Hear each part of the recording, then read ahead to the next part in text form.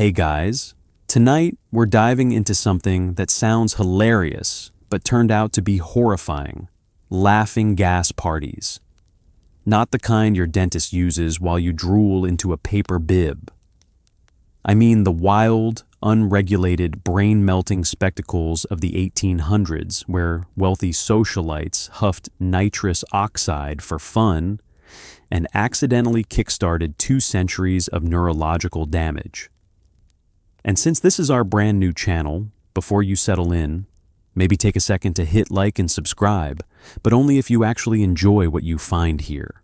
Leave a comment telling me where you're listening from and what time it is for you. Now, dim those lights, switch on a fan for that soft white noise, get comfortable, and maybe question every party invitation you've ever accepted. Let's pause for a second. Have you ever wondered what people did for entertainment before Netflix? Did scientists really inhale mysterious gases just to see what would happen? How did a scientific experiment become a fashionable party trick? Could you survive an 1800s party without accidentally poisoning yourself? Would you trust a chemist with no medical degree to hand you an unmarked balloon and say, "This'll be fun"? And what exactly happens to your brain when you spend decades treating oxygen like it's optional? And now, congratulations. You've just woken up in 1899, wearing a corset that's strangling your organs, and someone just handed you a silk bag filled with nitrous oxide at a chemistry demonstration. Your brain cells are already waving goodbye. Good luck. Let's begin with the moment everything went sideways, 1799, when a young British chemist named Humphrey Davy decided the best way to study gases was to personally inhale every single one of them. Not observe them, not test them on willing volunteers. No, he locked himself in a sealed room and breathed deeply while taking meticulous notes. This was science before ethics committees, before liability insurance, before anyone thought, maybe we shouldn't let the guy who discovered chlorine also be his own test subject. Davy worked at Thomas Beddoes's Pneumatic Institution in Bristol, a place dedicated to curing diseases with various gases, which sounds cutting edge until you realize they were basically throwing chemicals at sick people and hoping for the best. Beddoes was convinced that breathing different gases could cure everything from consumption to insanity, a theory with approximately zero scientific backing, but plenty of wealthy patients willing to pay for experimental treatments. Think of it as the 1800s version of wellness influencers selling jade eggs and activated charcoal, except with potentially lethal gases. Davy, barely 20 years old and already showing the reckless curiosity that would define his career, volunteered to test these gases personally. He'd seal himself in an airtight box, inhale whatever mystery vapor Beddoes handed him, and document the results before passing out or dying, whichever came first. His methodology was admirably thorough and spectacularly stupid.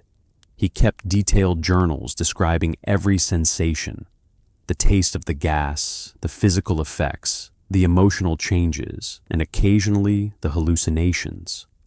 When he inhaled carbon monoxide, he nearly killed himself and wrote casually about a sense of impending dissolution, like he was reviewing a disappointing restaurant. When he tried hydrogen, nothing much happened, which was honestly a relief.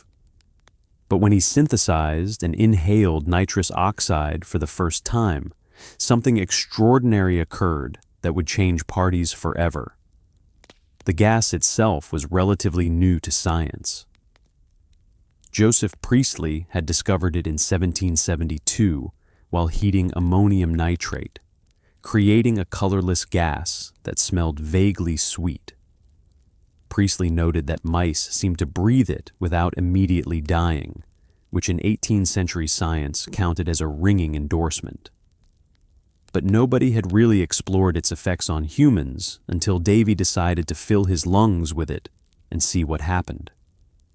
What happened was revolutionary, dangerous, and ultimately opened the door to 2 centuries of people voluntarily damaging their brains for entertainment. Davy didn't just discover a gas, he discovered humanity's next favorite way to get absolutely wrecked while pretending it was educational. The pneumatic institution, intended to be a serious medical facility, was about to become ground zero for the world's first drug craze wrapped in scientific respectability. And Humphrey Davy, brilliant chemist and walking safety hazard, was patient zero. When Humphrey Davy first inhaled nitrous oxide, something extraordinary happened. He didn't die. Instead, he felt euphoric, giddy, and suddenly convinced he'd discovered the secret to happiness itself. He described sensations of floating, uncontrollable laughter, and what he poetically called a thrilling extending from the chest to the extremities. In less poetic terms, he got absolutely wrecked and loved every second of it. Davy didn't keep this discovery to himself. He immediately started dosing his friends, including the poets Samuel Taylor Coleridge and Robert Southey, because nothing says groundbreaking scientific research like getting your artist buddies high and asking them to describe the colors they're seeing. Davy's journal entries from this period read like a mix of clinical observation and pure ecstasy. He wrote about feeling a sense of tangible extension, highly pleasurable, and experiencing sublime emotion connected with highly vivid ideas. Translation: his brain was starving for oxygen and compensating by flooding itself with feel-good chemicals while he giggled like a maniac. But Davy, convinced he'd found something medically significant, kept experimenting. He inhaled nitrous oxide daily, sometimes multiple times a day, carefully documenting each experience with the dedication of a scientist and the enthusiasm of someone who'd just discovered their new favorite recreational activity. His friends were equally impressed. Coleridge, already famous for his opium habit and unfinished poems, found nitrous oxide delightful. He described a certain state of consciousness that made him feel more than usually benevolent. Southey was more direct, writing in a letter that the gas made him feel like the sound of music and that he wanted to keep inhaling it forever. These weren't medical patients. These were grown adults, educated, respected adults, getting high in a laboratory and writing poetry about it. The Romantic poets had found their new muse, and it came in gaseous form. But Davy's experimentation went beyond simple recreation. He was genuinely trying to understand the gas's properties and potential medical applications. He noticed that while under its influence, he felt no pain. When he had a wisdom tooth that was bothering him, he inhaled nitrous oxide and found the pain completely disappeared for the duration of the high. He even wrote, somewhat prophetically, that nitrous oxide might be useful during surgical operations. This observation, buried in his journals alongside descriptions of floating through purple clouds of consciousness, would eventually revolutionize surgery. But in 1800, nobody was paying attention to the medical implications because they were too busy lining up for their turn with the gas bag. Davy also noticed something troubling, though he didn't fully understand its significance. After extended sessions of inhaling nitrous oxide, he experienced headaches, dizziness, and temporary confusion. His hands would shake, and he'd feel disconnected from reality for hours after the euphoria faded. Modern science would recognize these as symptoms of oxygen deprivation and neurological stress. Davy just thought he needed to pace himself better. He didn't realize he was conducting a long-term experiment on his own brain, one that would eventually catch up with him in ways he couldn't anticipate. The pneumatic institution, meanwhile, was becoming famous for all the wrong reasons.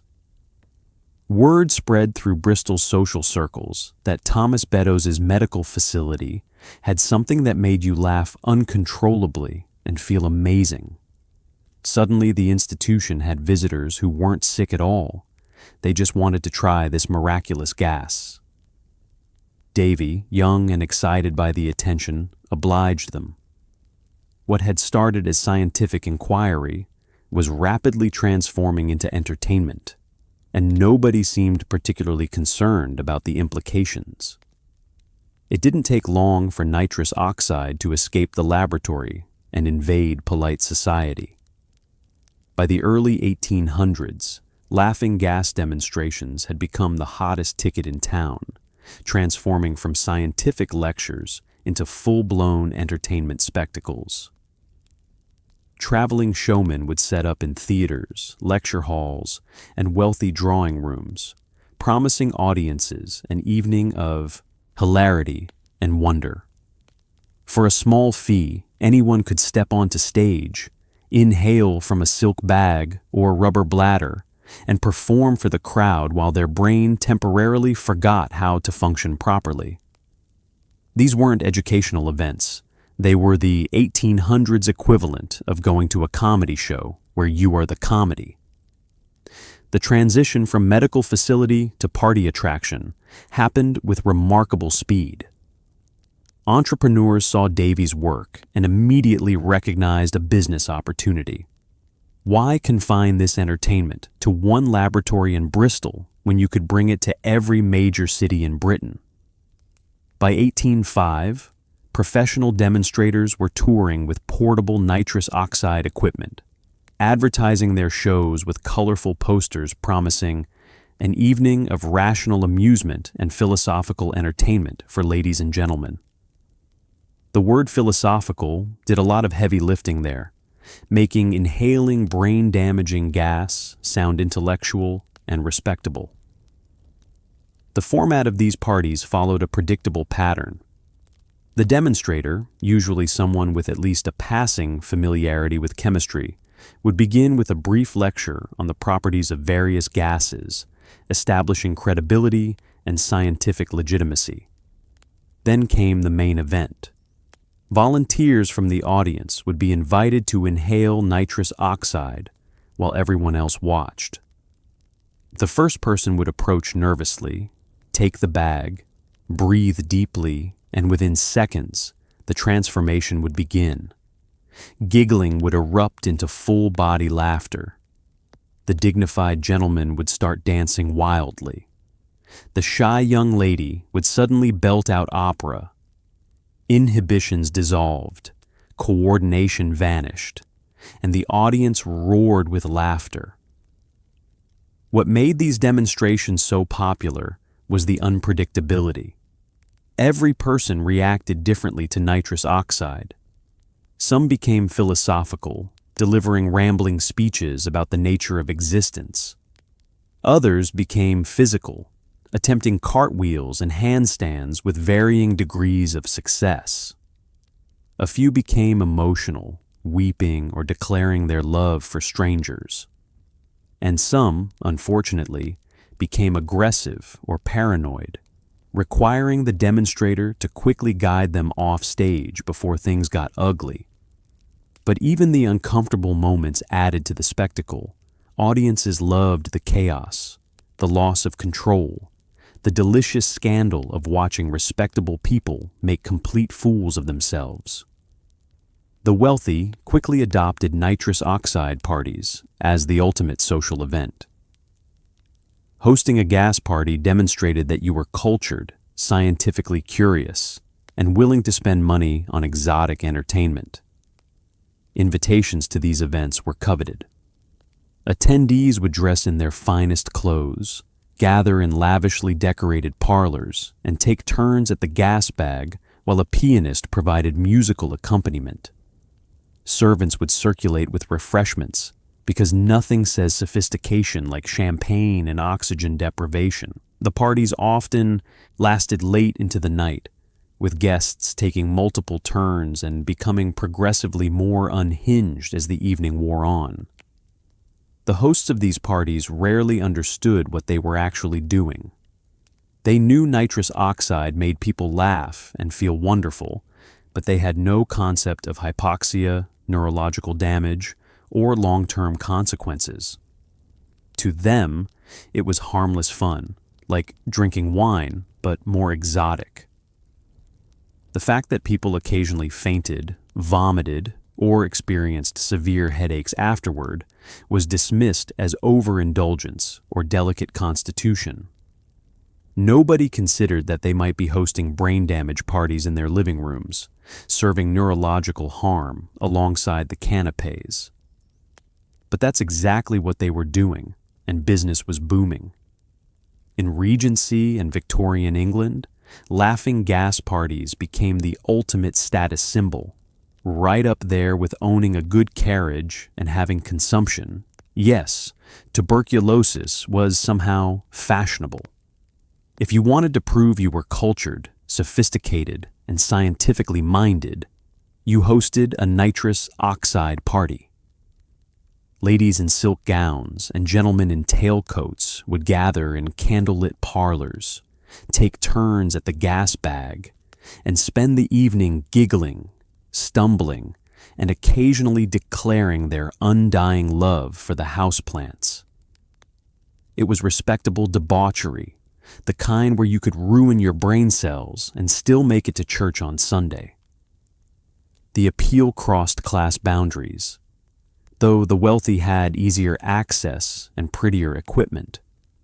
Upper-class parties featured silk bags, silver mouthpieces, and proper chemical apparatus that looked impressive, even if nobody actually understood how it worked.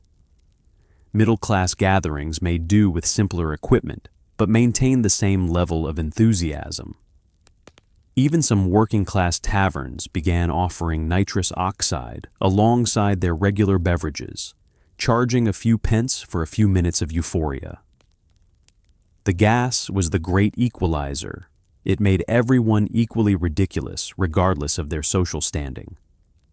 For women especially, nitrous oxide parties offered something rare and precious, temporary freedom from the crushing weight of Victorian propriety. In everyday life, women were expected to be modest, quiet, demure, and controlled at all times. Their corsets physically restricted their breathing, their social rules restricted their behavior, and their legal status restricted their rights. But under the influence of nitrous oxide, all those restrictions temporarily vanished. A proper lady could dance wildly, shout at the top of her lungs, fall down laughing, and nobody would judge her because she was under the influence of the gas. It wasn't her fault. The gas made her do it. This plausible deniability made nitrous oxide incredibly popular among women who desperately needed an outlet for all the emotions they were supposed to suppress. The parties also served as courtship opportunities, which added another layer of appeal. Young men and women, normally kept at arm's length by chaperones and social conventions, could interact more freely at gas parties. The chaotic, euphoric atmosphere created bonds and memories. More than a few Victorian marriages began with two people laughing uncontrollably while oxygen deprived at someone's drawing room party. Romantic. Debatable. Effective? Apparently, yes, if the number of subsequent engagements was any indication. Medical professionals attended these parties too, which gave them an aura of legitimacy they absolutely didn't deserve. Doctors and chemists would show up, take their turn at the gas bag, and generally behave just as foolishly as everyone else. But their presence suggested that nitrous oxide was safe, scientifically approved, and medically sound. After all, if Dr. So-and-so was huffing it at parties, it couldn't be dangerous, right? This is the same logic that gave us cigarette advertisements featuring doctors, so we can see how well that reasoning worked out. But in the early 1800s, nobody was questioning it. If anything, having medical professionals at your gas party made it more fashionable, more legitimate, and more likely to attract the best guests. The addiction aspect crept in slowly, almost invisibly. People began hosting gas parties weekly, then multiple times per week. Regular attendees developed reputations as enthusiasts, which sounded better than people who can't go a week without huffing nitrous oxide in a stranger's parlor. Some wealthy individuals purchased their own equipment so they could use nitrous oxide privately whenever the mood struck. They told themselves it was for occasional amusement, but soon they were using it daily, then multiple times daily, chasing that initial euphoria that became harder to achieve as their bodies adapted and their brains slowly accumulated damage. Across Europe and America, traveling showmen turned nitrous oxide into a carnival attraction. These weren't dignified scientists. They were entrepreneurs with questionable ethics and excellent marketing skills. They'd roll into town with colorful posters promising an evening of extraordinary hilarity and set up shop in the local theater or town hall. For a few coins, audience members could volunteer to inhale the gas on stage while the crowd roared with laughter at their antics. People danced, sang opera badly, attempted gymnastics, and generally made complete fools of themselves, all while their oxygen-starved brains misfired spectacularly. It was exploitation dressed up as science, and audiences couldn't get enough. These traveling shows followed a circuit, moving from town to town like theatrical troupes or medicine shows. The showmen, calling themselves professors, despite rarely having any actual credentials, became skilled at working a crowd. They'd arrive a week before the show, posting advertisements and creating buzz. Local newspapers, always hungry for content, would write breathless previews about the upcoming philosophical demonstration. By show night, the venue would be packed with curious townspeople, from respectable merchants to rowdy students, all eager to witness the spectacle. The showman's patter was crucial to the performance. They'd begin with scientific-sounding explanations, using terms like chemical properties and atmospheric effects to establish authority. They'd reference Humphrey Davy and other legitimate scientists, conveniently omitting that most actual scientists were increasingly concerned about recreational nitrous oxide use. Then came the demonstration of the equipment, the impressive-looking apparatus, the rubber bags, the glass tubes, all designed to look simultaneously scientific and mysterious. The audience would lean forward, fascinated and slightly nervous about what was coming next. Selecting volunteers was an art form. The showman would scan the audience, looking for the right mix. Someone respectable enough that their loss of control would be shocking. Someone bold enough to actually go through with it. And someone expressive enough to entertain. Young men trying to impress their friends were ideal. Young women attending with chaperones added scandal. Local dignitaries were gold. Watching the town mayor giggle like a child while attempting to recite the alphabet backwards was peak entertainment. The showman would coax, cajole, and use peer pressure to get volunteers on stage. Once someone inhaled the gas, the show really began. The showman became part ringmaster, part narrator, describing what was happening to the volunteer while the audience watched. Notice how Dr. Smith's legs have ceased to function properly. Observe the curious expression on Miss Johnson's face. The volunteer, meanwhile, would be experiencing what felt like profound insights and joyful freedom while actually stumbling around, giggling, and occasionally trying to hug the showman.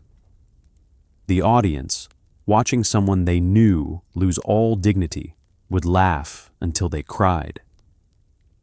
It was simultaneously hilarious and slightly uncomfortable, which made it perfect entertainment. But here's where it gets dark. These showmen knew exactly what they were doing. They understood that nitrous oxide could be dangerous. They'd seen people faint, vomit, or have adverse reactions. They'd witnessed the occasional volunteer who became aggressive or had what we'd now recognize as a panic attack. But they also knew that these incidents, while concerning, were rare enough that the show could continue profitably. A fainting volunteer just added drama. Someone getting sick could be hustled off stage while the showman made a joke about over-enthusiastic participation. The show must go on, and the show made money. The most cynical aspect was how these showmen targeted vulnerable populations. In small towns where entertainment was scarce, a gas show was a major event. Young people with limited opportunities for excitement would spend money they couldn't afford for a few minutes of euphoria. The showman would sometimes offer discounts to encourage repeat customers, knowing full well they were fostering dependency. They'd return to the same towns annually, and the same faces would show up, eager for another turn at the gas bag, not realizing they were slowly damaging themselves for someone else's profit. You'd think people would hesitate before publicly inhaling an unknown substance and performing for strangers, but you'd be wrong. Volunteers lined up eagerly, and not just the young and foolish. Doctors, lawyers, clergymen, and respectable mothers all took their turn at the gas bag. Why? Because for a few glorious minutes, nitrous oxide dissolved all inhibitions, all social anxiety, all the suffocating rules of Victorian propriety. Suddenly, the shy clerk became a confident dancer. The stern schoolteacher burst into song, and everyone forgot that tomorrow they'd have to face these same people at the market. It was temporary freedom in a society built on rigid control, and people were willing to risk looking ridiculous for a taste of it. The appeal was deeply psychological. 19th century society, particularly in Britain and America, was suffocating in its formality. Every interaction was governed by rules. Every relationship had prescribed boundaries. Every emotion had to be controlled, managed, and presented appropriately. Men were supposed to be stoic, rational, and dignified. Women were supposed to be modest, gentle, and self-effacing. Children were supposed to be seen and not heard. The pressure of maintaining these roles constantly was exhausting, and nitrous oxide offered a culturally acceptable release valve. What made it acceptable was the medical framing. This wasn't getting drunk in a tavern, which was seen as low-class and immoral. This wasn't using laudanum or opium, which had increasingly scandalous associations. This was participating in a scientific demonstration, experiencing the effects of a gas that legitimate chemists had studied. The volunteer wasn't losing control. They were temporarily under the influence of a philosophical agent. The language mattered. It transformed what was essentially public intoxication into intellectual curiosity. People could justify it to themselves and others as educational, even as they giggled uncontrollably and tried to waltz with the furniture. For many volunteers, the experience was genuinely transcendent. Multiple accounts describe feelings of profound insight, deep emotional connection, and spiritual awakening under nitrous oxide's influence. One man wrote that he'd experienced the very secret of existence before the effects wore off, and he couldn't remember what the secret actually was.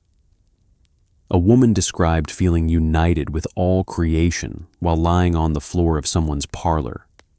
These weren't dismissed as mere chemical reactions.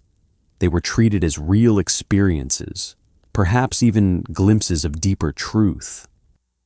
The gas, people believed, might be unlocking something normally, hidden in the human mind. The peer pressure aspect cannot be understated. These demonstrations relied on volunteers, and audiences often shouted encouragement to reluctant candidates. "Don't be a coward, give it a try."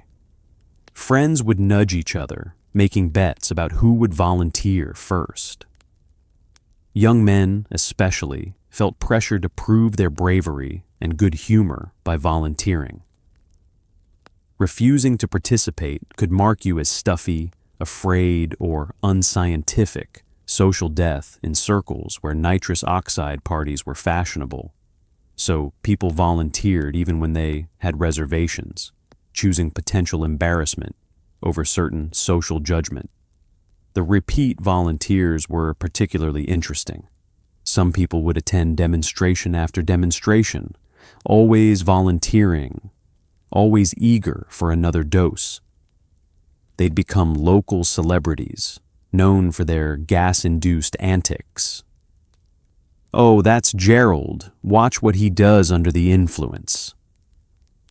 These regulars were developing what we'd now recognize as addiction, though the concept didn't exist in the same way then. They weren't seen as having a problem.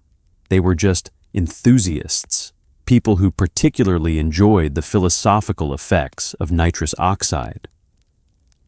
The fact that Gerald couldn't seem to go a week without huffing gas in public was considered charming, not concerning. Looking back, the volunteer phenomenon reveals how desperately people craved experiences outside their constrained lives. They weren't stupid or ignorant.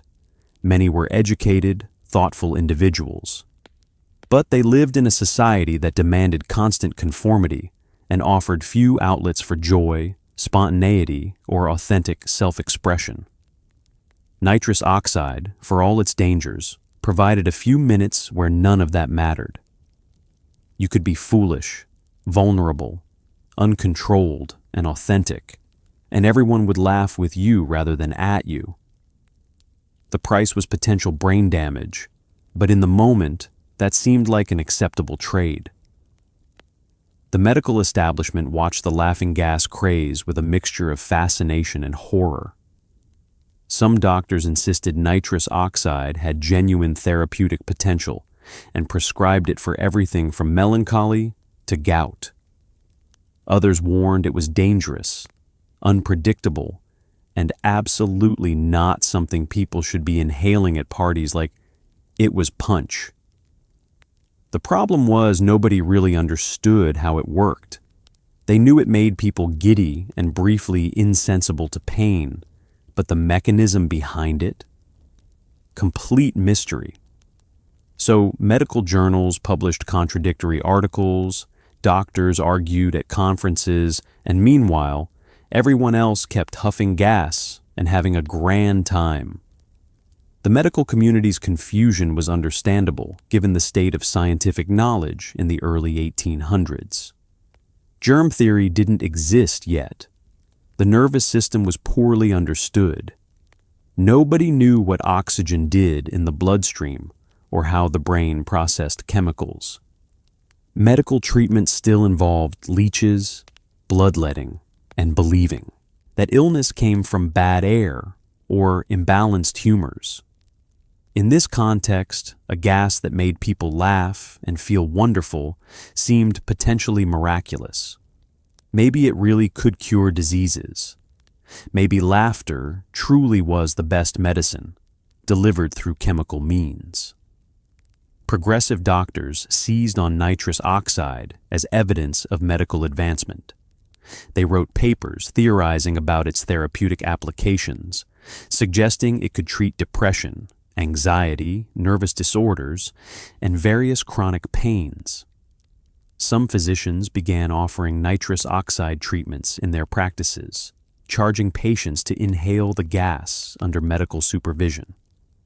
This was seen as cutting-edge medicine, the future of psychiatric treatment. Patients reported feeling better after sessions, though whether this was from the gas itself or just from a few minutes of euphoria breaking up their otherwise grim existence was never examined too closely. Conservative doctors were less enthusiastic. They'd seen the reports from gas parties, the vomiting, the fainting, the occasional violent reactions. They'd heard stories of people developing headaches and dizziness after repeated use. Some had personally witnessed demonstrations that went wrong. Volunteers who didn't wake up quickly, or who seemed disoriented for hours afterward. These doctors published warnings in medical journals, cautioning their colleagues that nitrous oxide might not be as harmless as enthusiasts claimed. They pointed out that any substance affecting the mind so dramatically must be interfering with normal bodily functions in ways that couldn't be healthy. The arguments became heated. Medical conferences featured bitter debates about nitrous oxide's safety and efficacy. Papers were published and rebutted. Reputations were staked on positions. It was scientific controversy at its most passionate, fueled by incomplete information and professional pride. The progressive camp accused the conservatives of being stuck in the past, resistant to innovation. The conservative camp accused the progressives of reckless endangerment, putting entertainment above patient welfare. Both sides were partially right, which didn't help resolve anything. The confusion was compounded by wildly inconsistent reporting. Some doctors claimed they'd successfully treated dozens of patients with nitrous oxide. Others reported no therapeutic benefit whatsoever. Some patients swore the gas had cured their depression. Others said it made them feel worse. Part of this was due to lack of standardization. Different doctors used different doses, different frequencies, different methods of administration. There was no way to compare results meaningfully when every practitioner was essentially conducting their own independent experiment with no controls and dubious methodology. Public medical demonstrations added another layer of chaos. Doctors would give public lectures about nitrous oxide, often administering it to volunteers to demonstrate its effects. But these demonstrations were as much entertainment as education, and the line between medical presentation and gas show became increasingly blurred. Respectable physicians found themselves competing with showmen for audiences, and some doctors weren't above playing to the crowd, encouraging dramatic reactions and making jokes at volunteers' expense. The medical establishment's credibility suffered as the public watched their trusted physicians behave like carnival barkers. In 1844, a Connecticut dentist named Horace Wells attended a laughing gas demonstration and noticed something crucial. One volunteer injured his leg during his gas-induced antics, but didn't seem to feel any pain until the effects wore off. Wells, who was apparently excellent at connecting dots, realized this could revolutionize surgery. He tested it on himself the next day, having a colleague extract one of his own teeth while under nitrous oxide. It worked beautifully, and Wells declared, "A new era in tooth pulling." He wasn't wrong, though his own story would end tragically. But for the first time, nitrous oxide wasn't just a party trick. It was genuinely useful medicine. The observation Wells made was genuinely brilliant. Before anesthesia, surgery was a nightmare of conscious agony. Patients had to be physically restrained, while surgeons worked as quickly as possible, trying to complete procedures before the patient died from shock. Amputations took minutes because speed was essential. Dental work was particularly dreaded. Tooth extractions meant excruciating pain with nothing but perhaps some whiskey or a leather strap to bite down on for relief. The idea of painless surgery seemed like fantasy, something humans would never achieve. Yet here was Wells, watching a man injure himself without noticing, and immediately understanding the implications. Wells's self-experimentation showed remarkable courage, or possibly remarkable stupidity. The line was thin. He arranged for a fellow dentist, John Riggs, to extract one of his molars, while another colleague, Samuel Cooley, administered nitrous oxide. Wells sat in the dental chair, inhaled the gas deeply until he felt the familiar euphoria, and nodded to signal Riggs to proceed. The extraction happened quickly. When Wells came to his senses moments later, the tooth was out, and he felt only slight discomfort. He jumped up, excited beyond measure, declaring to everyone in the room that he'd felt no pain during the procedure. It was, by all accounts, a complete success. Energized by this discovery, Wells began using nitrous oxide on his dental patients. He had a local chemist supply him with the gas, purchased proper administration equipment, and set up his practice to offer painless dentistry. Patients were amazed. For the first time in human history, people could have dental work done without the terror of overwhelming pain. Wells's practice flourished as word spread. He was performing successful painless extractions daily, building both his reputation and his confidence. He became convinced that he'd discovered something that would change medicine forever, and he was right, just not in the way he hoped. Wells wanted to share his discovery with the wider medical community. He traveled to Boston, the center of American medical innovation, to demonstrate nitrous oxide anesthesia at Massachusetts General Hospital. This should have been his crowning achievement, the moment when medical professionals recognized his contribution, and painless surgery became standard practice. The demonstration was arranged. Prominent doctors and medical students were invited, and Wells prepared carefully. This was his chance to change the world, to be remembered as the man who ended surgical suffering. But the demonstration was scheduled for January 18th, 45, a date that would live in Wells's memory as the worst day of his life. The young man selected as the patient was nervous, which affected how deeply he inhaled the gas. Wells, eager to prove the technique worked, began the tooth extraction before the patient was fully under the influence. The patient groaned and cried out, not in full agony, but enough to be noticeable. The audience of medical professionals, expecting complete insensibility to pain, murmured disapprovingly. Someone shouted, "Humbug!" Others laughed. Wells tried to explain that the patient hadn't received enough gas, that the technique worked when done properly, but his protests were drowned out by skepticism and mockery. The humiliation was complete and public. Wells left Boston devastated, his reputation in shambles. Medical journals dismissed his claims. Colleagues who'd supported him backed away. His dental practice suffered as people questioned whether his previous successes had been exaggerated. The man who'd discovered surgical anesthesia was now considered a fraud, and the medical establishment went back to operating on screaming patients because one demonstration hadn't worked perfectly. Wells never fully recovered from this failure, and the story of what happened to him afterward is one of the saddest footnotes in medical history. But his discovery remained true, even if he didn't live to see it recognized. Horace Wells was so excited about his discovery that in 1845, he arranged a public demonstration at Massachusetts General Hospital to prove nitrous oxide's anesthetic properties.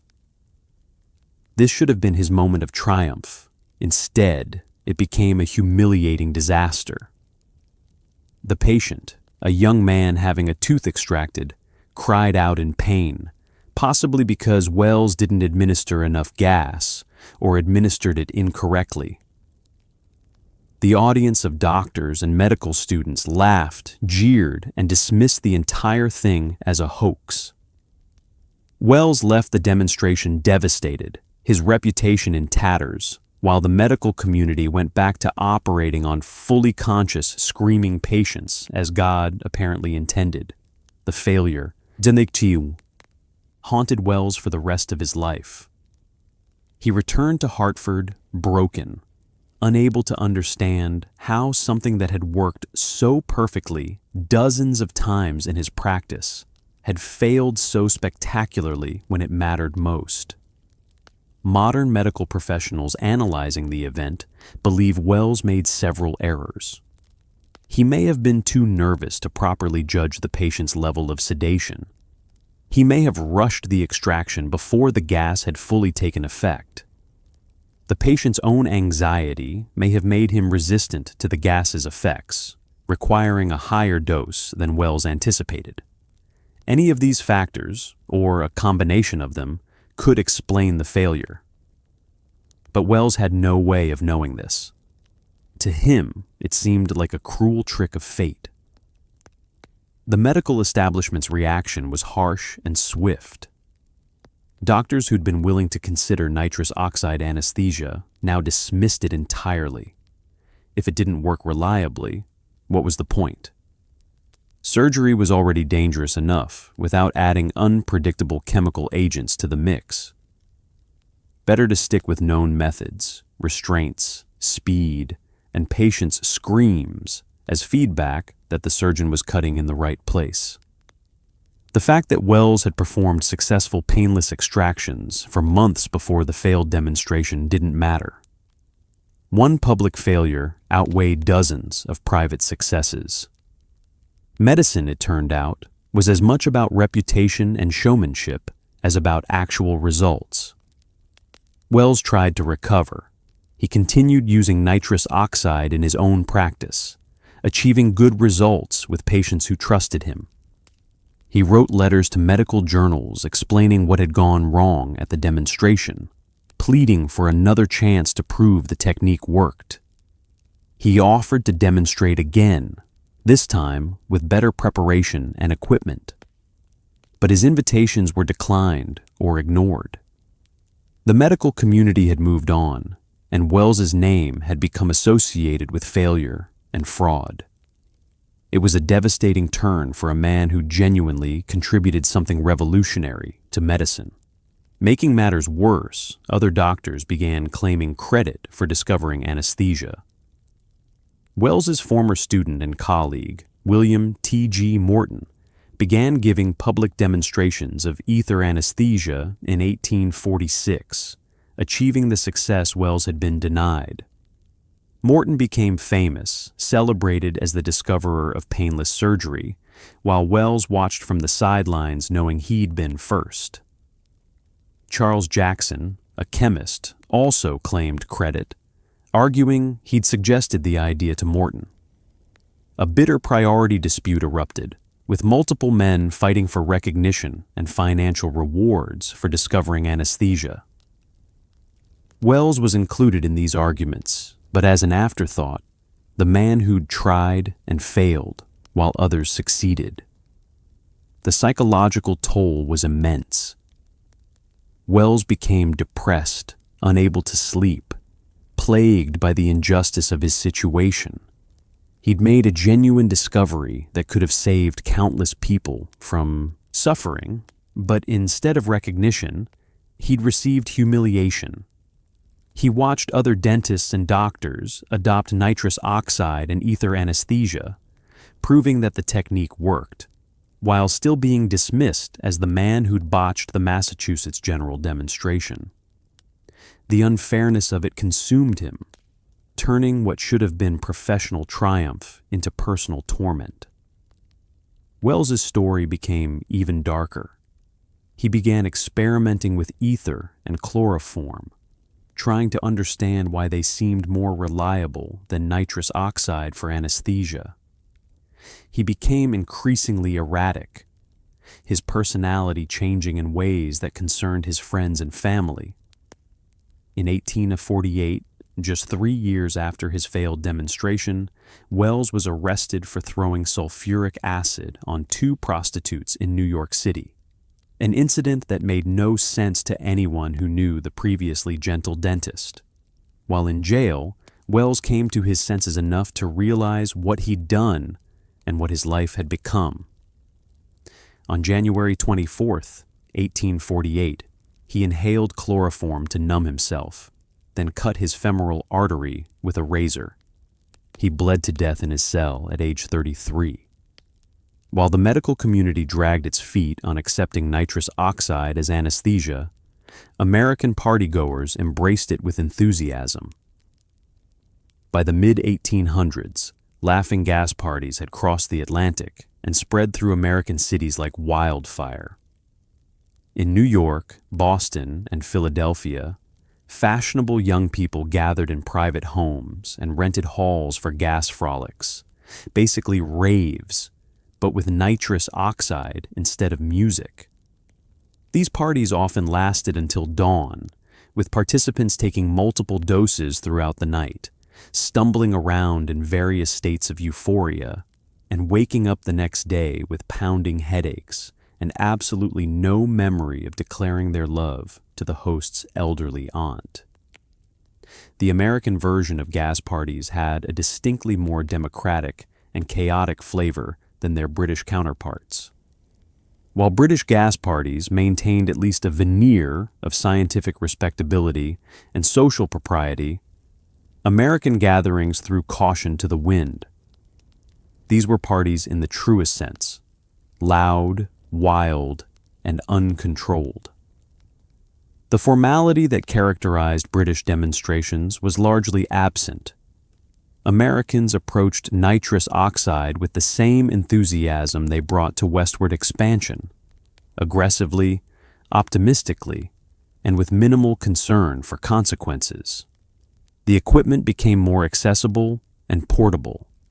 American inventors developed simpler gas generation systems that didn't require elaborate chemistry setups. You could purchase a portable nitrous oxide kit from various suppliers, complete with instructions and a rubber breathing bag. This democratization meant gas parties weren't limited to the wealthy or well-connected. Middle-class families hosted them. College students organized them in dormitories. Even some taverns and social clubs offered nitrous oxide alongside their regular entertainment. If you had a few dollars and questionable judgment, you could host your own gas party. The parties often combined nitrous oxide with other entertainments. Musicians would play while guests inhaled gas and attempted to dance. Some parties featured games and competitions: who could recite the alphabet backward while under the influence, who could walk in a straight line, who could maintain their composure longest. These competitions were absurd because nitrous oxide made all of them nearly impossible, which was precisely the point. The entertainment came from watching people fail spectacularly at simple tasks while laughing too hard to care. It was humiliating and hilarious in equal measure, and people couldn't get enough.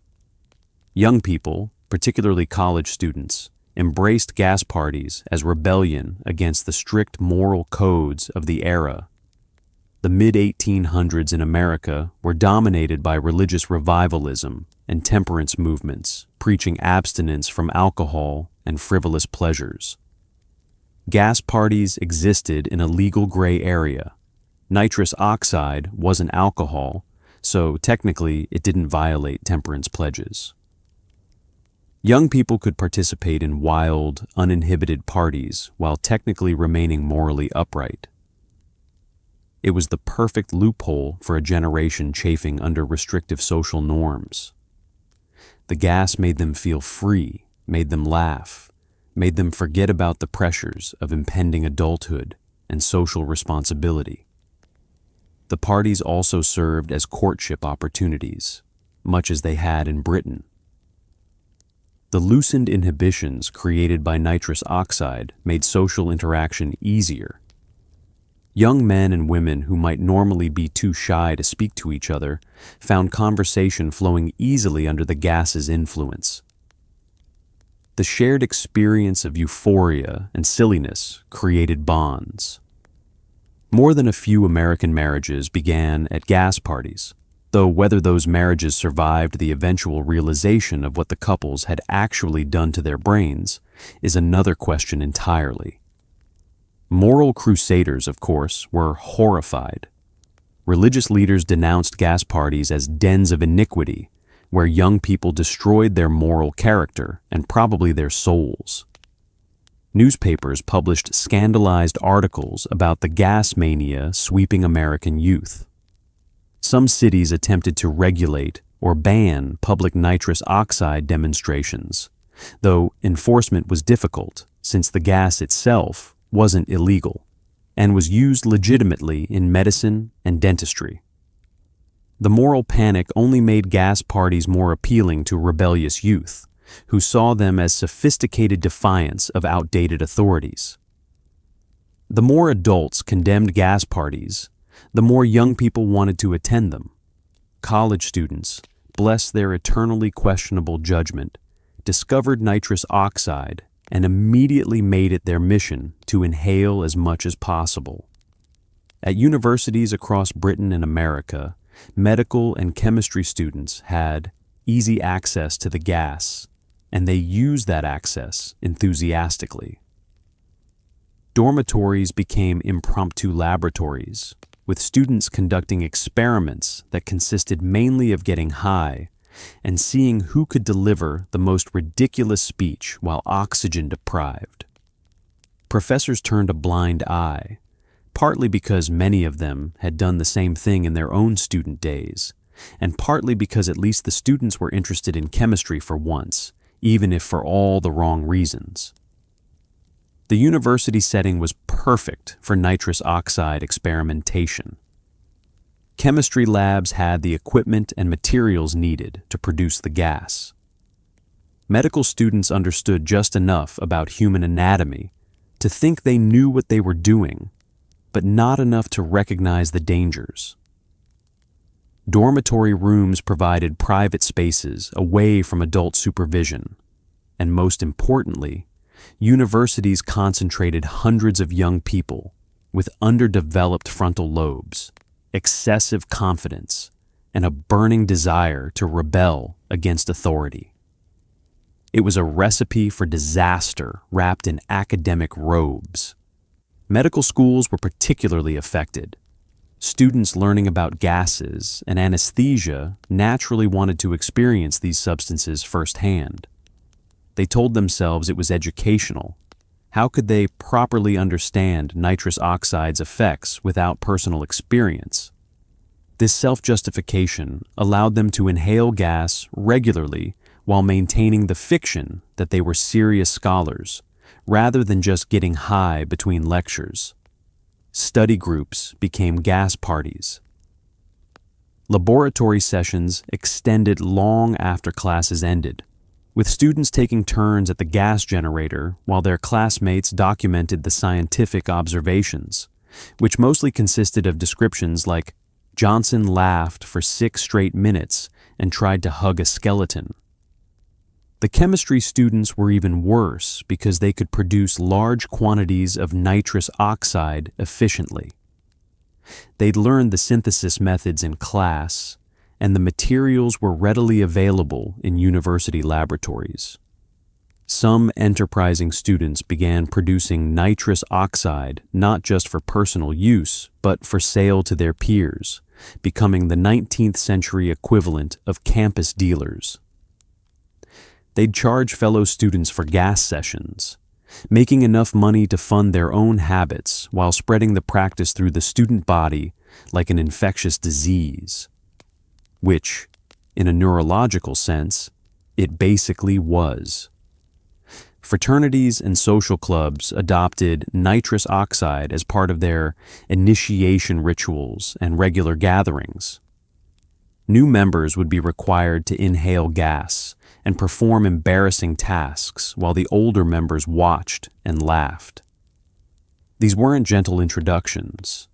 They were designed to be humiliating, with the gas ensuring that initiates couldn't maintain their dignity even if they wanted to.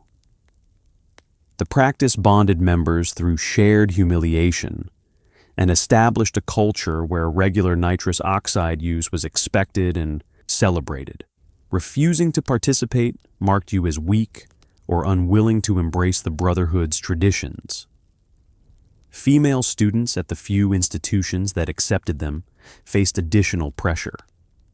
In an academic environment already hostile to their presence, they felt compelled to prove they could handle everything their male peers could, including stupid, dangerous chemical experimentation. Some women organized their own gas parties, creating spaces where they could experience the same freedom and foolishness as the men. Others joined mixed gatherings, navigating the complicated dynamics of maintaining respectability while participating in decidedly unrespectable activities. The gas offered them temporary equality. Everyone looked equally ridiculous while oxygen deprived, regardless of gender. The academic consequences were real, but rarely acknowledged. Students who regularly inhaled nitrous oxide began experiencing memory problems, difficulty concentrating, and declining academic performance. But they attributed these issues to stress, poor sleep, or inadequate study habits rather than to the regular brain oxygen deprivation.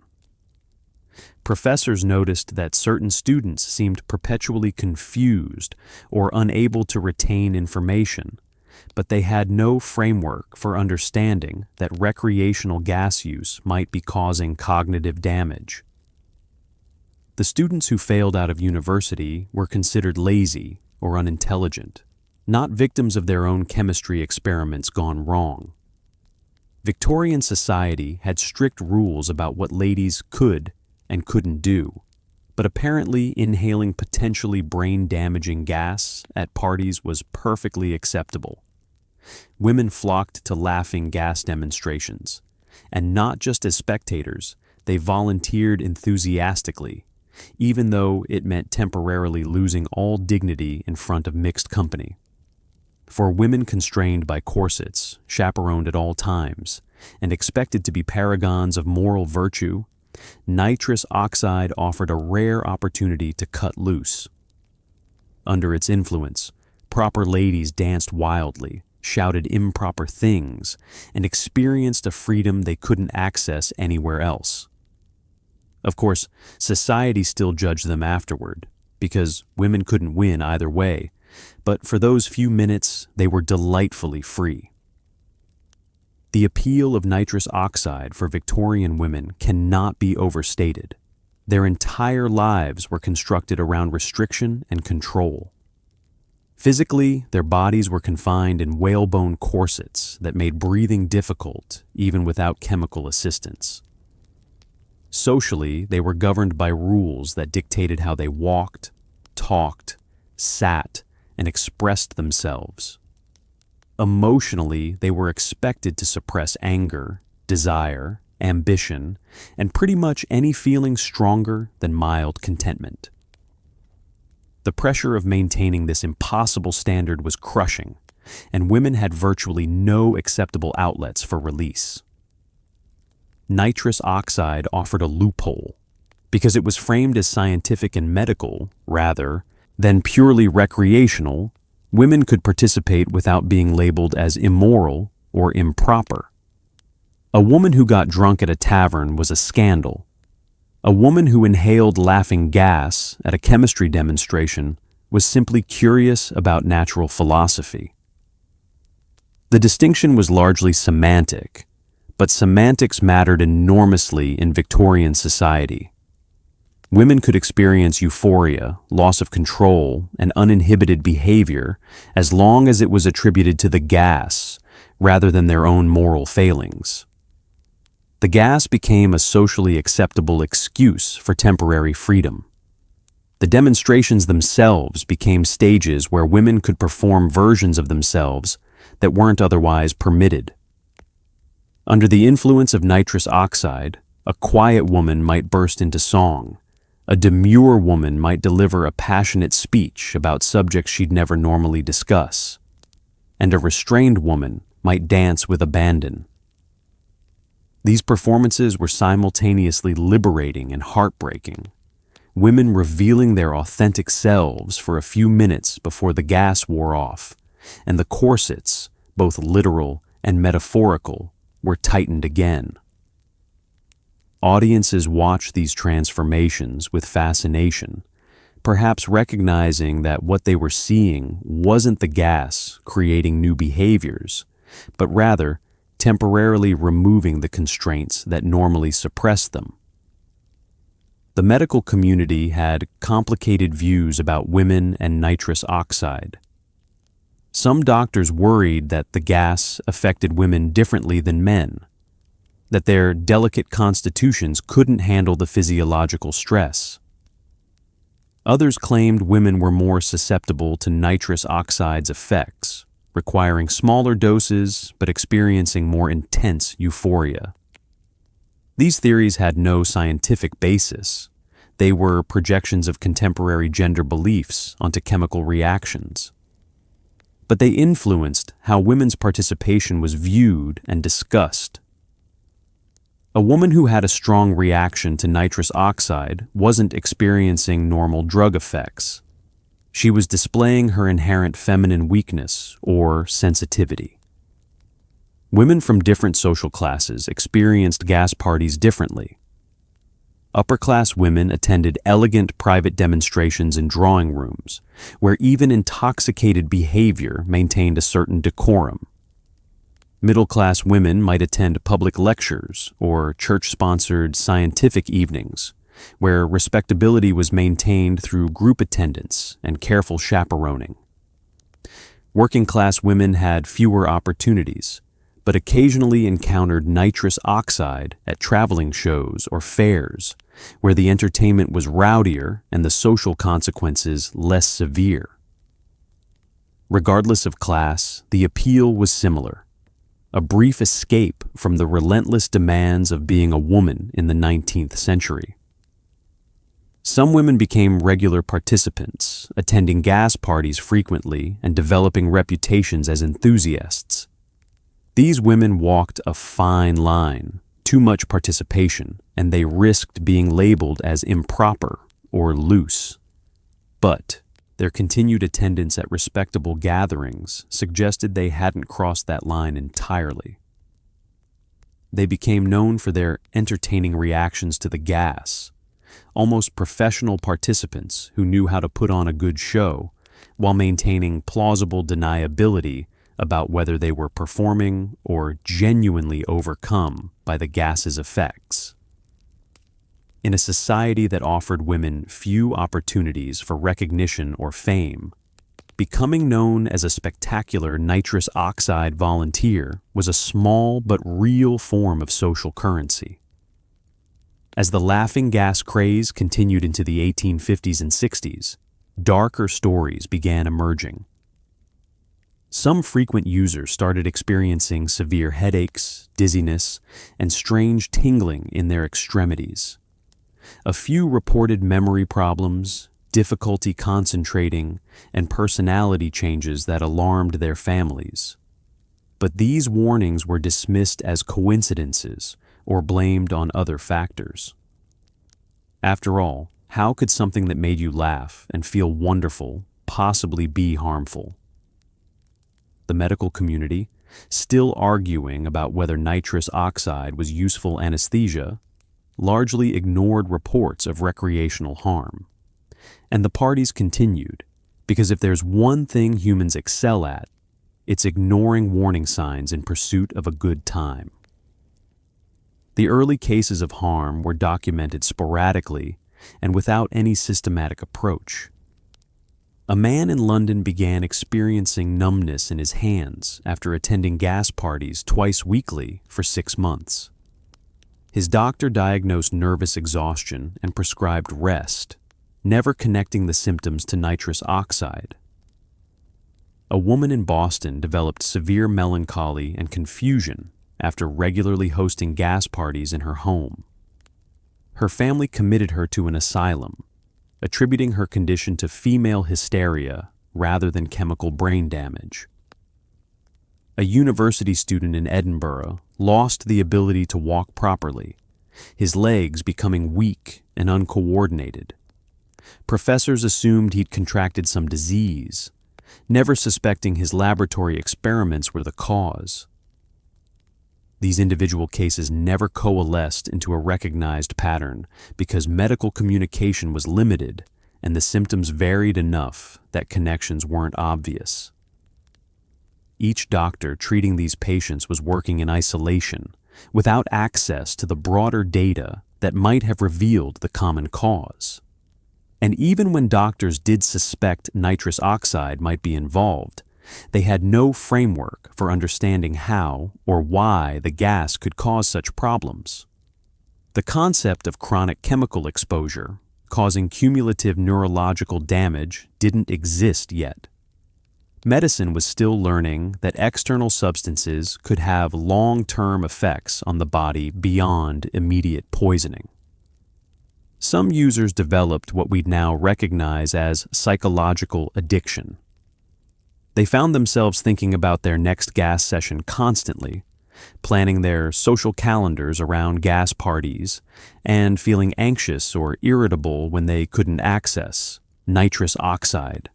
These individuals weren't physically dependent in the way opium users were, but they developed a compulsive need for the euphoria and escape that nitrous oxide provided. Their families noticed personality changes, increased irritability, social withdrawal, except for gas-related activities, and declining interest in former hobbies. But without a concept of addiction that included non-opiate substances, these changes were attributed to moral weakness or character flaws rather than chemical dependency. The physical symptoms were often subtle at first, which made them easy to ignore or rationalize. A slight tingling in the fingers could be blamed on cold weather. Mild dizziness could be attributed to lack of sleep. Memory lapses could be dismissed as normal forgetfulness. It was only when symptoms became severe and undeniable that people sought medical help, by which point significant damage had often occurred. And even then, the connection to nitrous oxide use wasn't made because patients didn't think to mention their recreational gas inhalation to doctors, considering it harmless entertainment rather than relevant medical information. A few medical professionals did raise concerns. Dr. Edmund Andrews, an American surgeon, published warnings in the 1860s about the potential dangers of recreational nitrous oxide use. He'd observed that some patients who'd used nitrous oxide recreationally seemed to react poorly when he administered it medically, experiencing unusual side effects and prolonged recovery times. He theorized, correctly, that prior exposure might sensitize the nervous system or cause cumulative harm. But his warnings were largely ignored by colleagues who considered nitrous oxide proven safe by decades of use. The medical establishment had invested too much in nitrous oxide's safety to seriously reconsider based on a few anecdotal reports. The most tragic cases involved young people who'd been regular users for years, starting in their teens or early 20s. Some developed severe neurological problems in their 30s and 40s, tremors, loss of coordination, cognitive decline, and personality changes that destroyed their careers and relationships. Their symptoms baffled doctors who had no category for brain damage from recreational gas inhalation in youth, finally manifesting decades later. These patients often ended up institutionalized or dependent on family care, their once promising lives derailed by damage that had accumulated invisibly for years. And because the connection to nitrous oxide was never made, Their cases served as no warning to the next generation of enthusiastic gas party attendees. By the late 1800s, nitrous oxide production had industrialized. What had once been laboriously produced in small quantities by chemists was now manufactured by the barrel in factories. This made it cheaper, more accessible, and even more popular.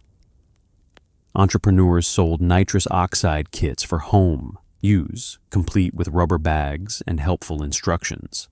Advertisements promised harmless amusement for the whole family, which is deeply concerning when you think about it. Pharmacies stocked it, traveling salesmen peddled it, and suddenly, nitrous oxide wasn't just a party novelty. It was a consumer product, available to anyone with spare change and terrible judgment. The industrialization of nitrous oxide production was a natural consequence of its growing medical use. As more dentists and surgeons adopted it for anesthesia, demand increased beyond what individual chemists could supply. Entrepreneurs recognized a business opportunity and established factories dedicated to producing medical gases. These facilities could generate nitrous oxide in large quantities efficiently and relatively safely, at least compared to the previous method of individual chemists heating chemicals in their laboratories and hoping nothing exploded. The industrial process made nitrous oxide consistent in purity and available in standardized quantities. But the factories didn't distinguish between medical and recreational customers. If you showed up with money wanting to purchase nitrous oxide, they sold it to you, no questions asked. There were no regulations governing sales, no requirements to prove medical need, and no oversight of how the gas was being used after purchase.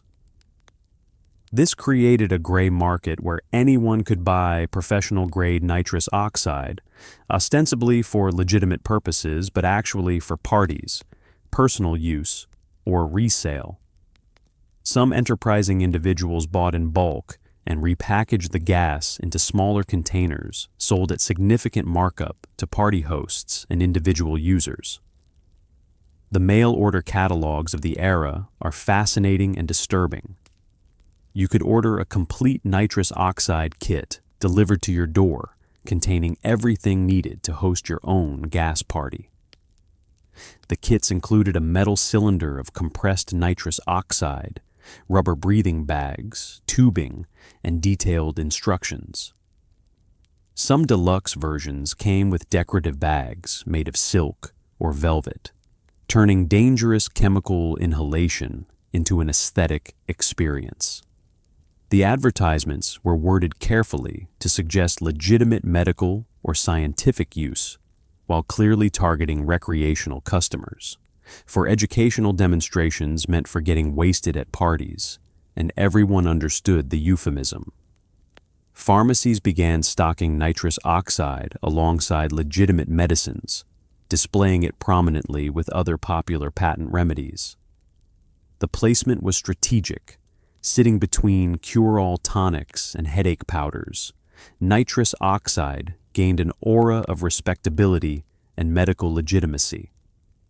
Customers who might hesitate to purchase from a traveling showman or anonymous catalog would buy from their trusted local pharmacist without guilt.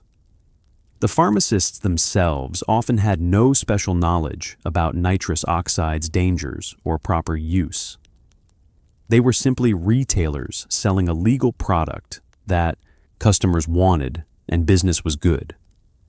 The home use kits were particularly problematic because they eliminated any supervision or moderation. At public demonstrations, there was at least a showman who controlled dosage and could stop administration if someone had a bad reaction.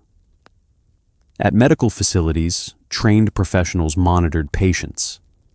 But with home kits, people were entirely on their own, inhaling as much as they wanted, as often as they wanted, with nobody to intervene.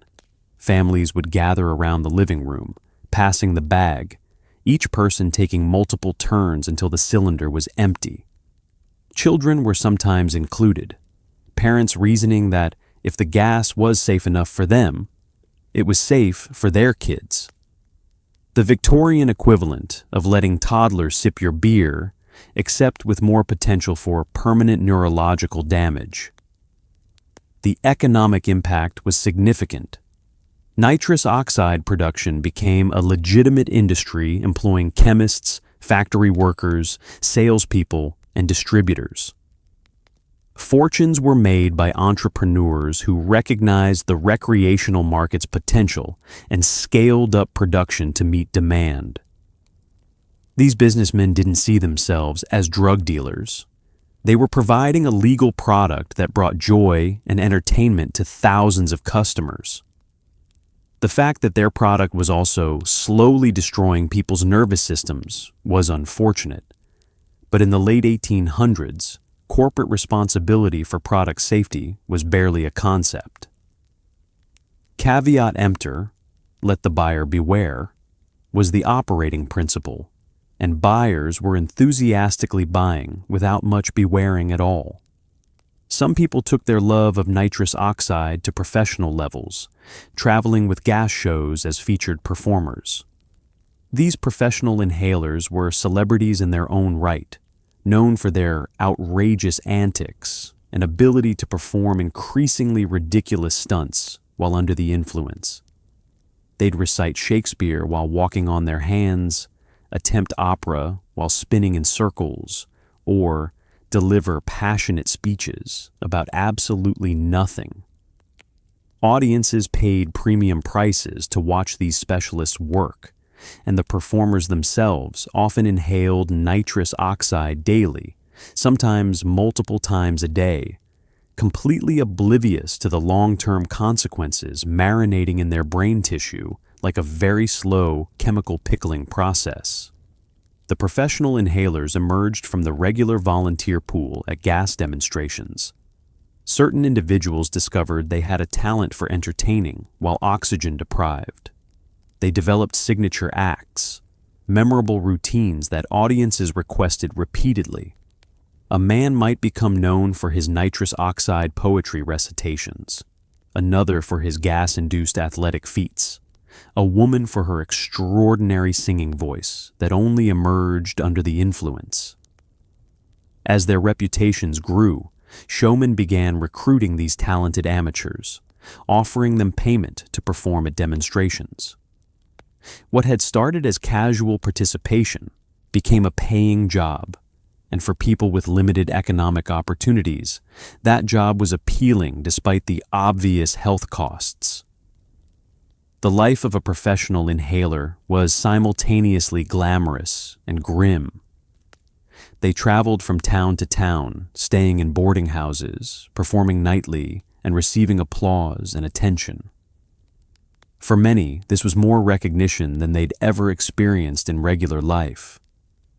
Audiences knew their names, requested their favorite acts, and discussed their performances afterward. Local newspapers wrote about them. Young people imitated their signature moves. It was a form of fame, however niche and strange. But behind the glamour was a grueling reality: multiple performances per day, constant pressure to top previous acts, and the physical toll of regular nitrous oxide exposure. The performers developed sophisticated techniques for managing their intoxication. They learned to inhale just enough gas to achieve the desired effects without completely losing consciousness or motor control.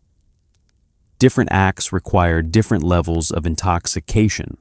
Reciting poetry needed less than attempting physical stunts, which needed less than completely improvised comedy.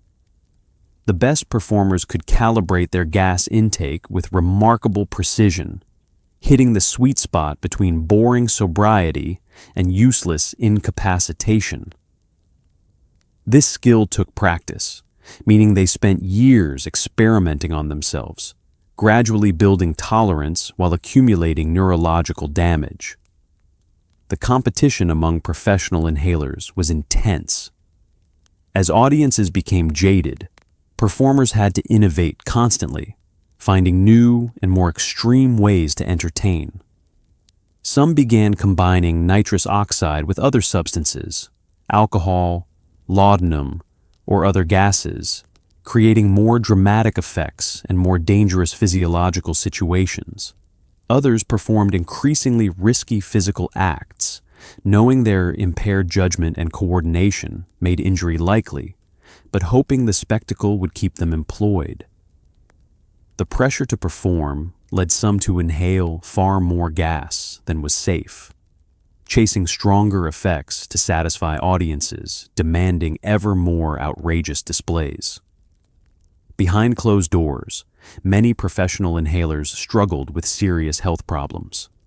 Chronic headaches, persistent dizziness, tremors, and memory loss became their constant companions. Some developed severe vitamin B12 deficiency, though they had no concept of vitamins and couldn't understand why their bodies were failing. Others experienced depression and anxiety between performances, feeling normal only when under the influence. A few developed what we'd now recognize as substance abuse disorders, unable to go more than a few hours without inhaling gas, regardless of whether they were performing. But admitting these problems meant losing their livelihood, so they pushed through, performing while their nervous systems slowly disintegrated. The careers of professional inhalers typically ended badly. Some collapsed on stage, their bodies finally giving out after years of abuse. Others developed tremors or paralysis that made performance impossible, finding themselves unemployed and disabled with no skills beyond entertaining while intoxicated. A few simply disappeared from the circuit, presumably too ill to continue or dead from complications that nobody connected to their gas inhalation. Very few managed to retire successfully. The profession that had given them fame and income ultimately destroyed them, leaving them broken and forgotten, while new performers took their places, starting their own journey toward the same inevitable decline. Eventually, scientists began understanding what nitrous oxide actually does to the brain. Turns out that euphoric feeling comes from your brain not getting enough oxygen, hypoxia, the medical term for your cells are suffocating and dying. But nitrous oxide doesn't just make you giddy. It displaces oxygen in your bloodstream, temporarily starving your brain of what it needs to function. For a brief exposure, your body can handle it, but repeated use, especially the way party guests were doing it, deeply, frequently, and without any actual oxygen in between, causes cumulative damage. Brain cells once killed don't regenerate. That realization came too late for the thousands who'd spent years treating their brains like expendable party favors. The breakthrough in understanding came gradually through the late 1800s as scientists developed better tools for studying respiration and blood chemistry. They discovered that hemoglobin, the molecule in blood that carries oxygen, has a limited capacity. When nitrous oxide is inhaled, it physically displaces oxygen in the lungs and bloodstream, meaning less oxygen reaches the brain and other organs. The brain, being the most oxygen-hungry organ in the body, is affected first and most severely. The euphoria that users experienced wasn't some magical property of nitrous oxide. It was their brains desperately trying to function with insufficient oxygen, creating sensations and emotions that felt profound, but were actually symptoms of cellular distress. Researchers began conducting experiments, though their methodology would make modern ethics boards weep. They measured volunteers' oxygen levels before, during, and after nitrous oxide exposure, documenting the dramatic drops. They tested reaction times, coordination, and cognitive function, proving that nitrous oxide impaired all of them significantly. Some researchers, following Humphrey Davy's tradition of self-experimentation, documented their own experiences in detail, describing the progression from euphoria to confusion to unconsciousness as oxygen deprivation deepened. These experiments confirmed what some doctors had suspected: nitrous oxide wasn't harmless fun. It was controlled asphyxiation with entertaining side effects. The discovery of nitrous oxide's mechanism explained many previously mysterious symptoms: the tingling in extremities, nerve cells struggling to function without adequate oxygen, the memory problems, hippocampal damage from repeated hypoxic episodes, the personality changes, frontal lobe dysfunction from cumulative cellular death, the headaches, blood vessels in the brain dilating desperately, trying to deliver more oxygen. Every recreational effect and every harmful side effect could be traced back to one fundamental problem: not enough oxygen reaching the brain. The gas that had seemed so mysterious and almost magical for decades was revealed to be an extremely simple and predictable asphyxiant. The medical community responded with a mixture of vindication and horror. The doctors who'd warned about nitrous oxide's dangers felt their concerns were finally validated. Those who'd promoted recreational use had to confront the reality that they'd been encouraging brain damage. Medical journals published the new findings, and some began advocating for restrictions on recreational use. But the scientific understanding came too late for the hundreds of thousands who'd already damaged themselves. The brain cells they'd killed over years of gas parties couldn't be brought back. The neurological damage they'd accumulated was permanent. Understanding the mechanism couldn't undo what had already been done. The oxygen deprivation explanation also revealed why some people seemed more affected than others. Individual variations in lung capacity, blood oxygen levels, cardiovascular health, and brain chemistry meant that the same dose of nitrous oxide caused different levels of hypoxia in different people. Someone with excellent cardiovascular fitness might tolerate the oxygen deprivation better than someone with respiratory problems. Younger people with healthier brains had more cells to spare and could withstand more damage before showing symptoms. But these were differences of degree, not kind. Everyone who used nitrous oxide recreationally was causing hypoxic damage, just at different rates. The scientific understanding also finally explained the delayed symptoms that had puzzled doctors for decades. Brain cells don't die immediately from brief hypoxic episodes. They become stressed and vulnerable. With repeated exposure, this cumulative stress eventually overwhelms the cell's ability to recover, leading to delayed cell death. Someone might inhale nitrous oxide regularly for years with minimal obvious symptoms, then suddenly develop severe neurological problems as a critical mass of damaged cells finally failed completely. The delayed onset meant that by the time symptoms appeared, enormous damage had already occurred, and there was no treatment available to reverse it. Modern research revealed something even more sinister about chronic nitrous oxide use. It destroys vitamin B12 in the body. B12 is essential for nerve function, red blood cell production, and basic neurological health. Without it, people develop anemia, nerve damage, and serious cognitive impairment. The Victorian partygoers didn't know this because vitamins weren't discovered until the early 1900s. They just knew that years after their gas party days, some former enthusiasts developed strange symptoms: numbness in hands and feet, difficulty walking, memory loss, and severe depression. Doctors were baffled, never connecting these mysterious illnesses to the innocent laughing gas parties of decades past. But the damage was done. irreversible and silent. Vitamin B12, also called cobalamin, is a complex molecule that contains cobalt and plays crucial roles in human metabolism. It's necessary for DNA synthesis, nerve myelination, and red blood cell formation. The body stores B12 in the liver, maintaining reserves that can last years, which meant the effects of depletion weren't immediately obvious. This delayed timeline made the connection between nitrous oxide use and symptoms even harder to recognize. Someone might use gas recreationally in their 20s, stop completely, and then develop severe B12 deficiency symptoms in their 40s, with no obvious cause.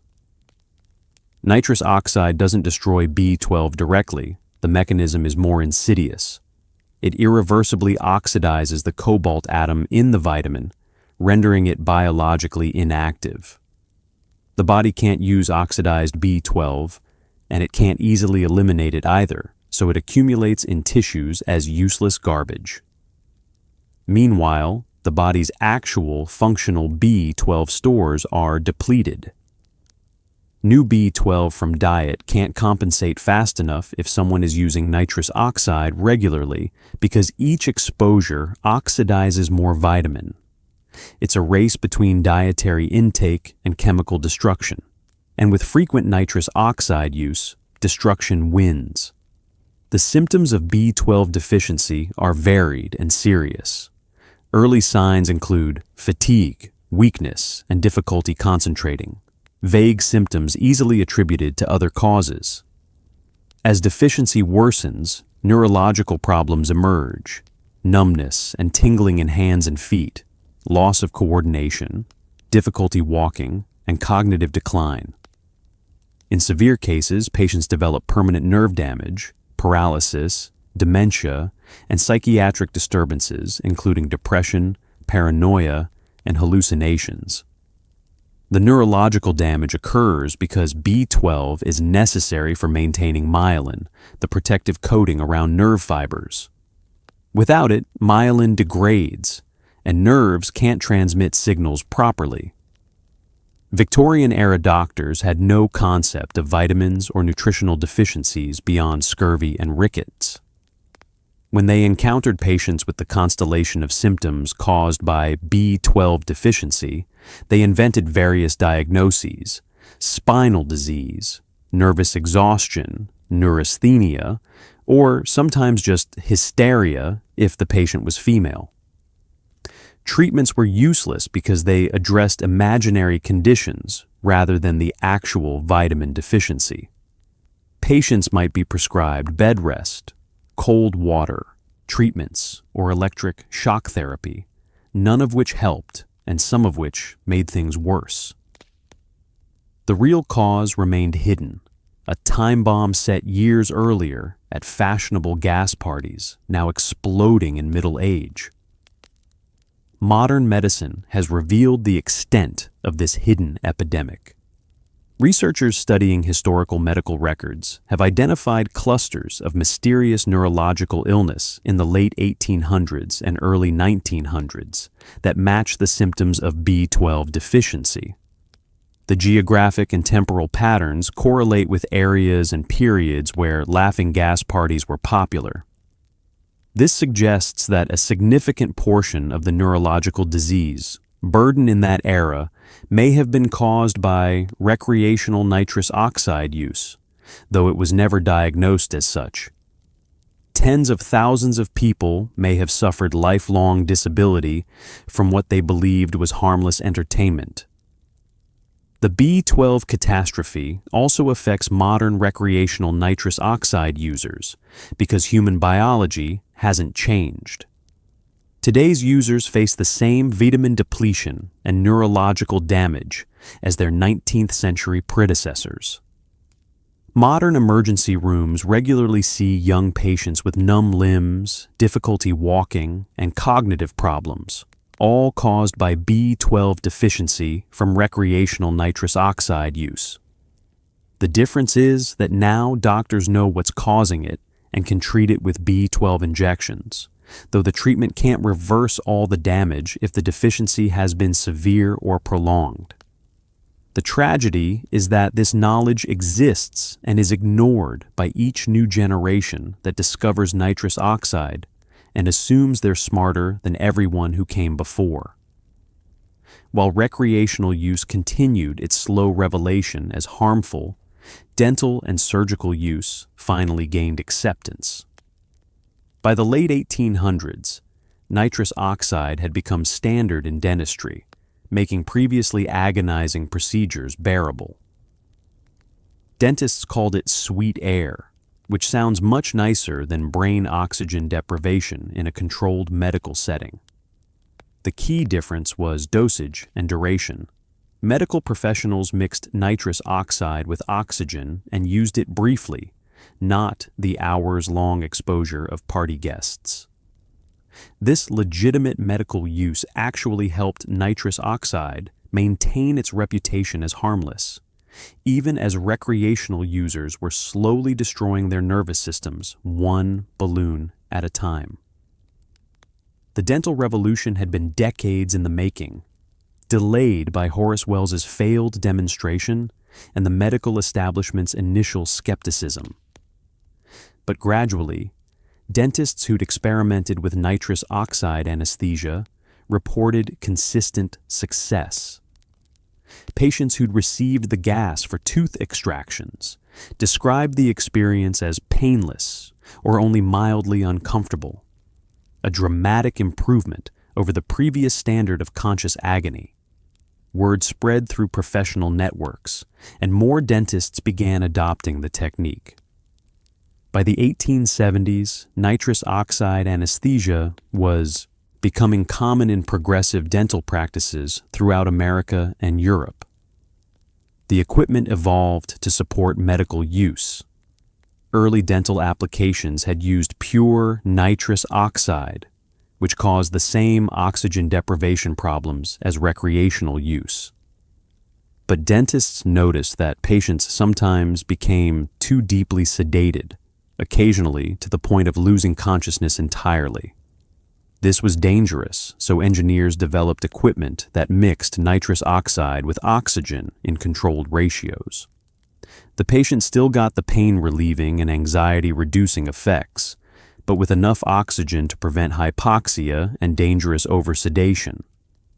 This innovation made nitrous oxide anesthesia both effective and reasonably safe, a combination that drove rapid adoption.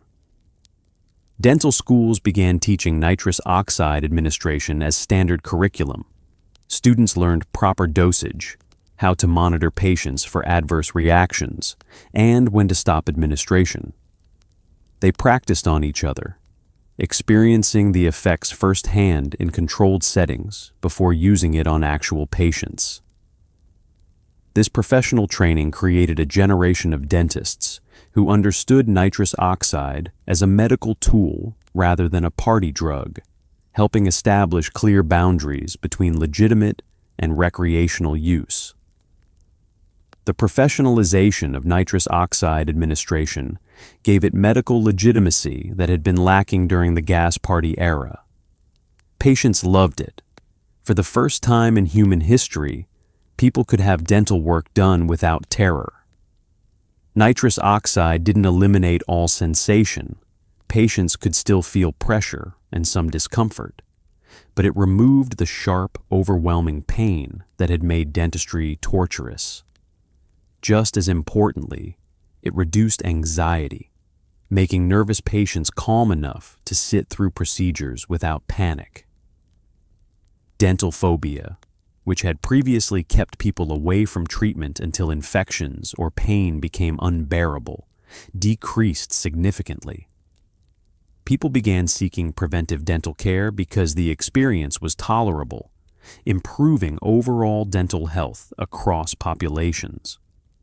The success in dentistry led to adoption in other medical fields. Nitrous oxide became useful for minor surgical procedures, childbirth, and emergency medicine. It filled a niche between no anesthesia and deeper sedation with more dangerous agents like ether or chloroform. For quick procedures or situations where rapid recovery was important, nitrous oxide was ideal.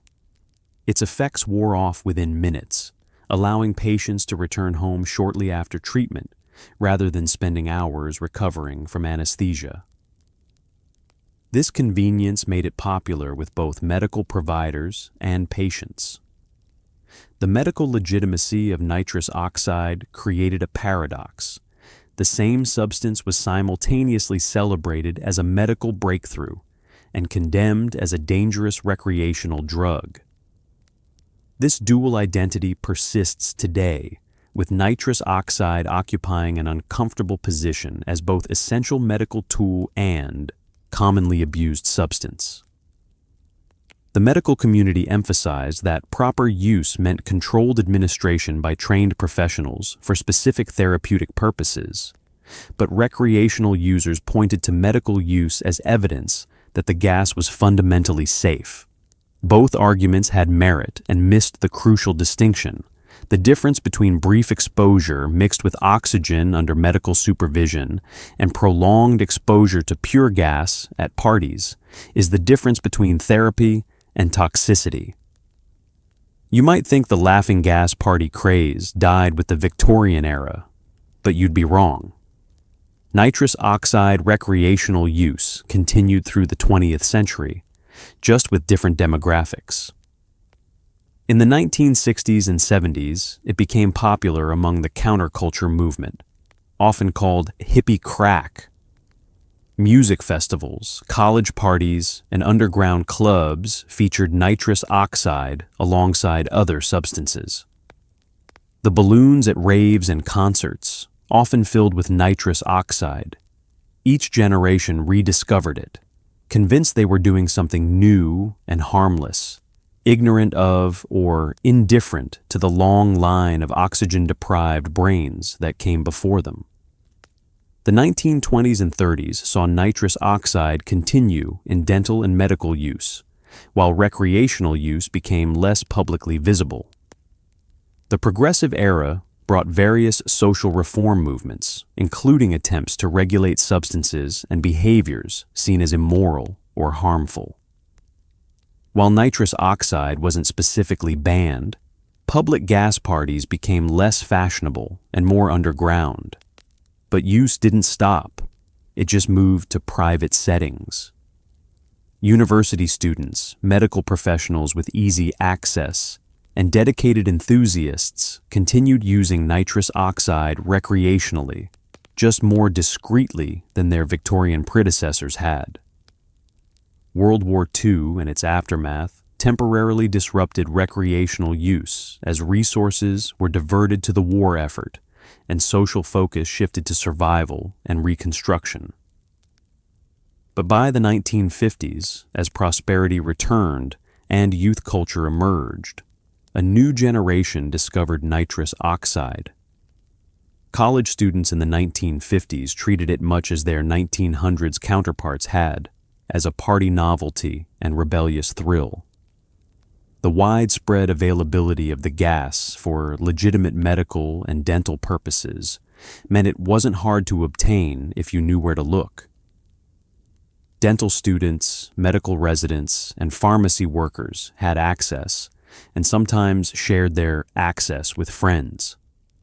The counterculture movement of the 1960s embraced nitrous oxide enthusiastically. In an era of experimentation with consciousness, perception, and alternative states of being, nitrous oxide fit perfectly. It was legal, relatively easy to obtain, produced intense if brief effects, and didn't carry the stigma of harder drugs.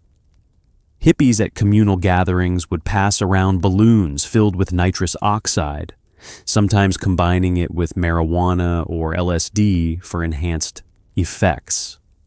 The gas was seen as a tool for spiritual exploration, a chemical key to altered consciousness. The fact that it was causing oxygen deprivation rather than spiritual enlightenment wasn't part of the narrative. The music festival scene particularly embraced nitrous oxide. Vendors would set up in parking lots or on festival grounds, selling balloons filled with gas. The distinctive sound of gas being released into balloons, a whooshing hiss followed by the crinkle of expanding rubber, became part of the festival soundscape. Concert goers would inhale from balloons while listening to music, the gas intensifying the auditory experience and creating brief but intense euphoria. The practice spread from smaller gatherings to major festivals, becoming part of the expected festival experience for many attendees. Festival organizers often looked the other way, focusing enforcement on harder drugs while treating nitrous oxide as a relatively minor concern. The 1980s and 90s saw nitrous oxide become part of rave culture. Electronic music venues and underground parties featured nitrous oxide alongside ecstasy and other club drugs. The gas's brief duration made it ideal for the dance floor. Users could inhale, experience a few minutes of intensified euphoria and sensory distortion, and return to baseline quickly enough to keep dancing. The balloon sellers became regular fixtures outside clubs, operating openly despite dubious legality. Some ravers use nitrous oxide dozens of times per night, chasing the brief high again and again, never connecting their chronic headaches and declining cognitive function to their recreational choices.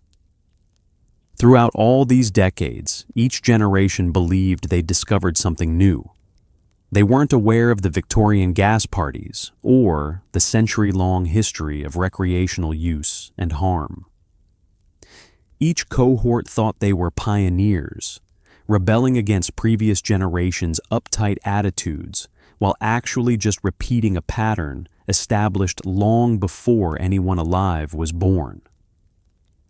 The historical amnesia meant that lessons weren't learned, warnings weren't heeded, and the same damage was inflicted again and again on successive waves of users who believed themselves too smart, too careful, or too modern to fall victim to the obvious consequences of oxygen deprivation. Today, medical science understands nitrous oxide's effects thoroughly, and the warnings are clear and grim. Regular recreational use causes serious problems: anemia, nerve damage, vitamin B12 depletion, cognitive impairment, and in severe cases, paralysis.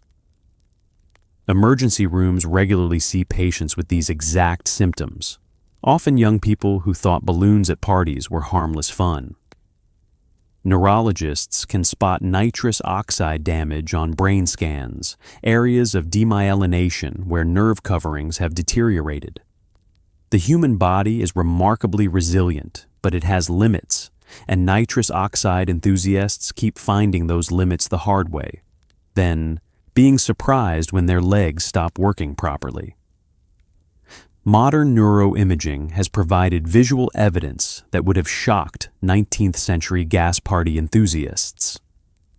MRI scans of chronic nitrous oxide users show characteristic patterns of white matter damage, bright spots indicating areas where myelin sheaths have broken down. These lesions appear primarily in the spinal cord and the parts of the brain responsible for coordination, sensation, and higher cognitive function. The pattern is distinctive enough that experienced neurologists can often diagnose nitrous oxide abuse from the scan alone, before patients even admit to using it. Seeing your own brain damage on a screen is a powerful motivator for some users to stop, though for others, denial remains strong even when confronted with literal pictures of their deteriorating nervous system. The medical literature is now full of case studies documenting the progression from recreational use to severe disability. A typical case might describe a 25-year-old who used nitrous oxide recreationally at parties for 2 years. Initial symptoms include tingling in the extremities and mild coordination problems, which the patient ignores or attributes to other causes. Symptoms worsen over months: difficulty walking, weakness in legs, incontinence, and cognitive decline. By the time they seek medical attention, they may be unable to walk without assistance, have lost sensation in much of their body, and show significant memory and concentration problems. Blood tests reveal severe vitamin B12 deficiency despite adequate dietary intake. MRI shows extensive nerve damage.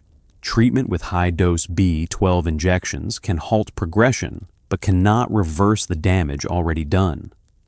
Emergency departments have developed protocols specifically for suspected nitrous oxide toxicity. When a young patient presents with certain constellation of symptoms, numbness, weakness, gait disturbance, and anemia, nitrous oxide abuse has become one of the first considerations. Emergency physicians have learned to ask specifically about balloon use, whipped cream chargers, and attendance at music festivals or raves, because patients often don't volunteer this information unless directly questioned. They don't think of their recreational activity as relevant to their medical symptoms, or they're embarrassed to admit to drug use, not realizing that this particular drug use is critically important for diagnosis and treatment. The treatments available are limited and often disappointing. Vitamin B12 supplementation is the primary intervention, massive doses injected directly into the bloodstream to bypass the destroyed oral absorption pathway. Patients typically need ongoing B12 injections for life, as their ability to absorb the vitamin naturally has been permanently damaged. Physical therapy can help patients relearn motor skills and adapt to permanent nerve damage. Occupational therapy teaches coping, strategies for cognitive impairment, but none of these treatments restore lost function completely. Nerve damage from nitrous oxide abuse is largely irreversible. The nerves that have been demyelinated may never fully recover, even with years of treatment and rehabilitation. The psychological impact on patients is often devastating. Many are young adults, sometimes still in college or just starting careers. The realization that they've caused permanent disability through what they thought was harmless fun is crushing. Depression is common as patients grieve the loss of their previous physical and cognitive abilities. Some develop severe anxiety about their prognosis, constantly monitoring for signs of further decline. The social consequences add another layer of difficulty. Explaining to employers, family members, and friends why a previously healthy person now needs a cane or walker, has trouble concentrating, or can't feel their feet. The stigma of self-inflicted injury makes seeking support harder. Public health campaigns have attempted to warn about nitrous oxide dangers, with limited success. Posters at music festivals, educational programs at universities, and social media warnings reach some potential users, but struggle against the perception that nitrous oxide is harmless because it's used medically. The disconnect between medical use and recreational use is difficult for many people to grasp. They reason correctly that dentists use nitrous oxide on children, so how dangerous could it really be? What they miss is that medical use involves controlled doses mixed with oxygen for brief periods, while recreational use often involves pure gas inhaled deeply and repeatedly for extended periods. The difference in exposure makes the difference between safe anesthesia and neurotoxicity. In perhaps the most absurd evolution of nitrous oxide abuse, people discovered whipped cream chargers, small metal canisters filled with nitrous oxide used for making fancy dessert toppings. These whippets became a popular way to get high because they were legal, cheap, and available at any kitchen supply store. People would empty the chargers into balloons or directly into their mouths, getting an intense but brief high. The problem? Each charger contains compressed gas, and inhaling it can freeze your throat and lungs. Emergency rooms started seeing frostbite injuries in places frostbite absolutely should not be. People were literally freezing their internal organs for a 30-second high, which really makes you question humanity's decision-making abilities. Whipped cream chargers were developed in the 1930s as a convenient way to produce whipped cream without manual whisking. The chargers are small steel cylinders about the size of a shotgun shell, filled with 8 grams of pressurized nitrous oxide. When inserted into a whipped cream dispenser, the gas is released, aerating the cream into foam. It's an elegant culinary technology that remained obscure until recreational users discovered that the chargers contained the same gas they'd been buying from other, more expensive sources. Suddenly, kitchen supply stores became drug paraphernalia shops, though they didn't know it and mostly didn't want to. The appeal of whippets was primarily economic and practical. A single charger costs less than $1 and produces enough gas for 1 dose. They're sold in boxes of 24 or 50, making bulk purchase easy and relatively cheap. They're completely legal to purchase. You don't need to be 21, don't need ID, and face no questions about intended use. Kitchen stores, restaurant supply shops, and online retailers all sell them freely. The chargers are small and easy to conceal, unlike bulky gas tanks. And they produce absolutely no smell or smoke, allowing discreet use in situations where other drugs would be obvious. For users, whippets were the perfect drug delivery system, convenient, cheap, legal, and concealable. The method of use evolved quickly. Initially, users would purchase a whipped cream dispenser and actually use it as intended, just without the cream, charging it with a nitrous oxide charger and inhaling the gas from the dispenser nozzle. But dispensers are expensive and bulky, so users developed simpler methods.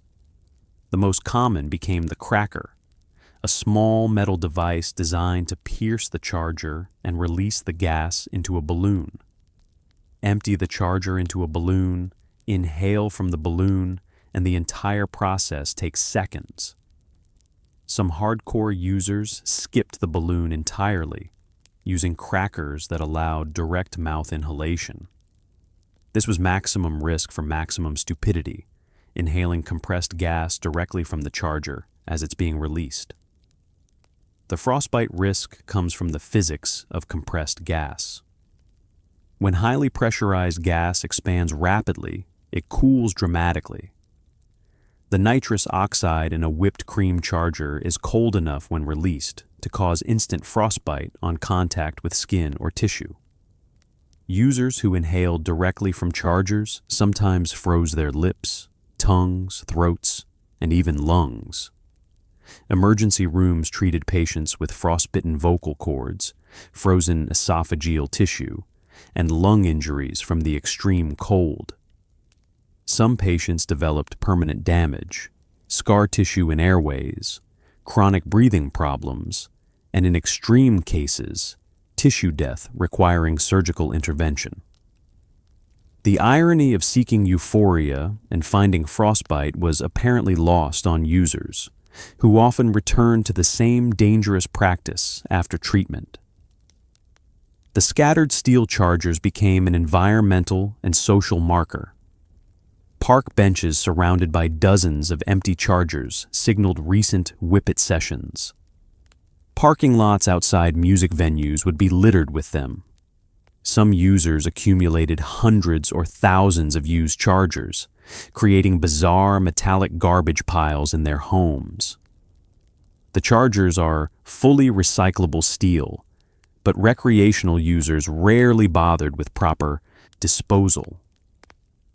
Environmental advocates began finding chargers scattered in natural areas, parks, and beaches, small steel cylinders marking where someone had decided oxygen was negotiable. The whippet phenomenon particularly affected young adults and teenagers, demographics that found the convenience and accessibility appealing. College students would have whippet parties, going through boxes of chargers in single nights. High school students could purchase chargers without suspicion.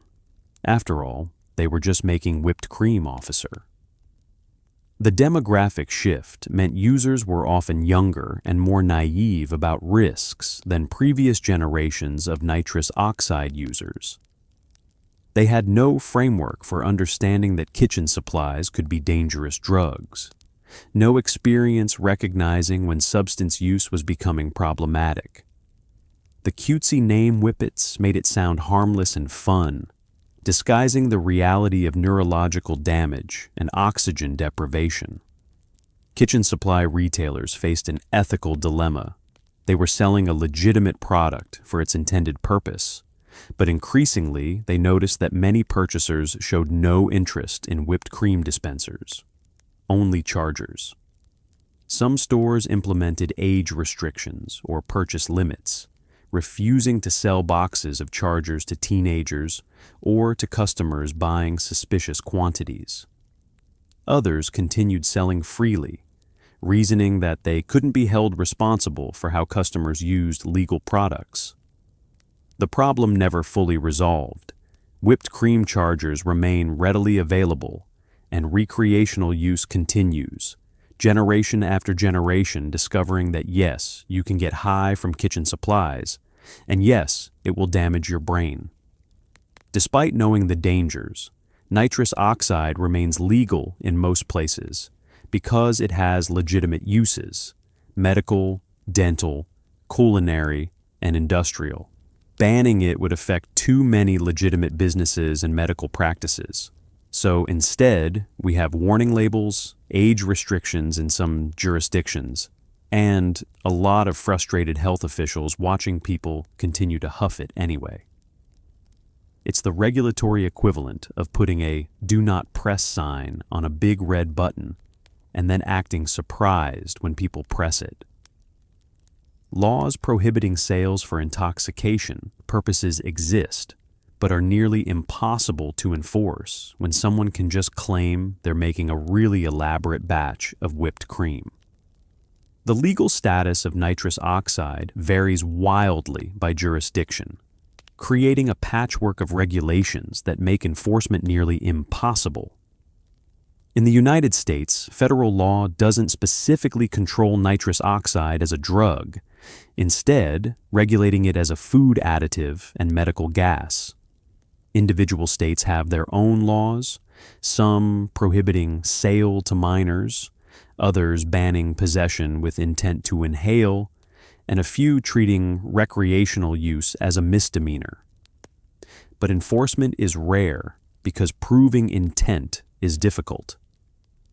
Someone caught with whipped cream chargers can claim legitimate culinary use, and police generally have more pressing concerns than investigating potential whipped cream fraud. The United Kingdom attempted stronger regulation in 2016 with the Psychoactive Substances Act, which technically made selling nitrous oxide for recreational use illegal. But the law included exemptions for legitimate purposes, creating the same enforcement problems. Retailers could sell chargers legally as long as they weren't explicitly marketing them for inhalation. Users could claim legitimate use if questioned.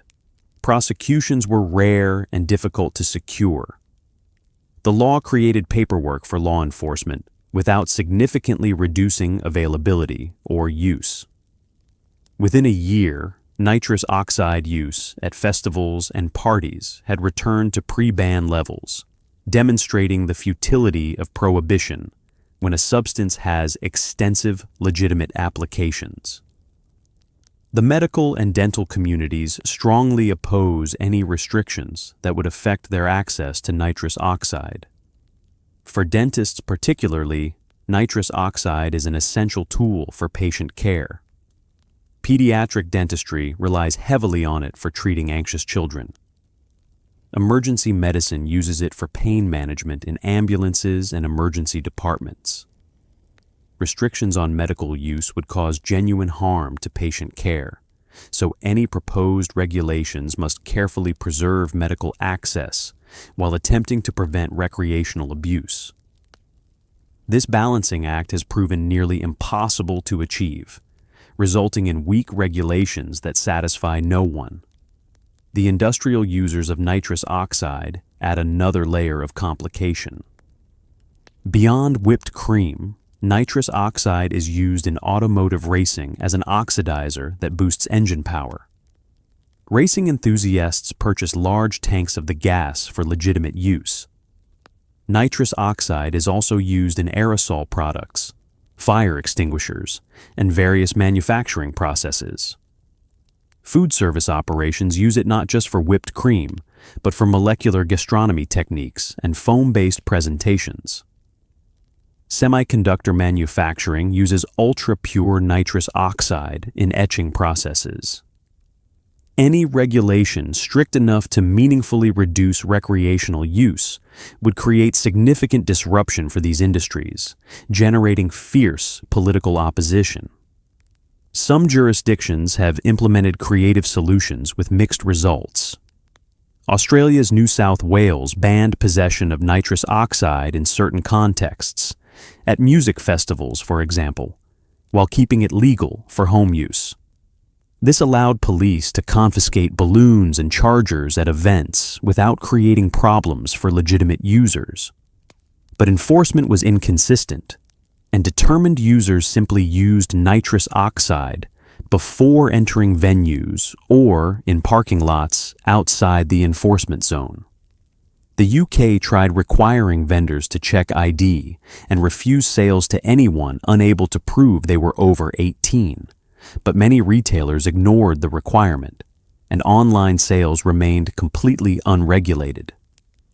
The fundamental problem is that nitrous oxide occupies a unique regulatory space, dangerous when misused, essential when properly used, and nearly impossible to regulate in a way that prevents one without harming the other. Prohibition failed with alcohol and continues to fail with various drugs, teaching the lesson that making something illegal doesn't make it unavailable, just more dangerous and profitable for illegal suppliers. But the alternative, allowing free access to a substance that demonstrably causes permanent neurological damage when recreationally used, is also unsatisfying. Society remains stuck in this uncomfortable middle ground, where nitrous oxide is simultaneously too useful to ban and too dangerous to ignore.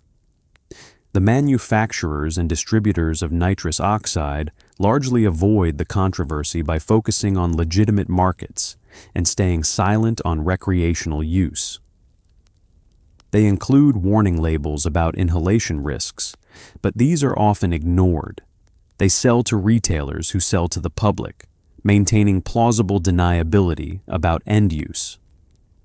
Some companies have attempted to develop tamper-resistant charger designs or additives that would make the gas unsuitable for inhalation while preserving culinary use.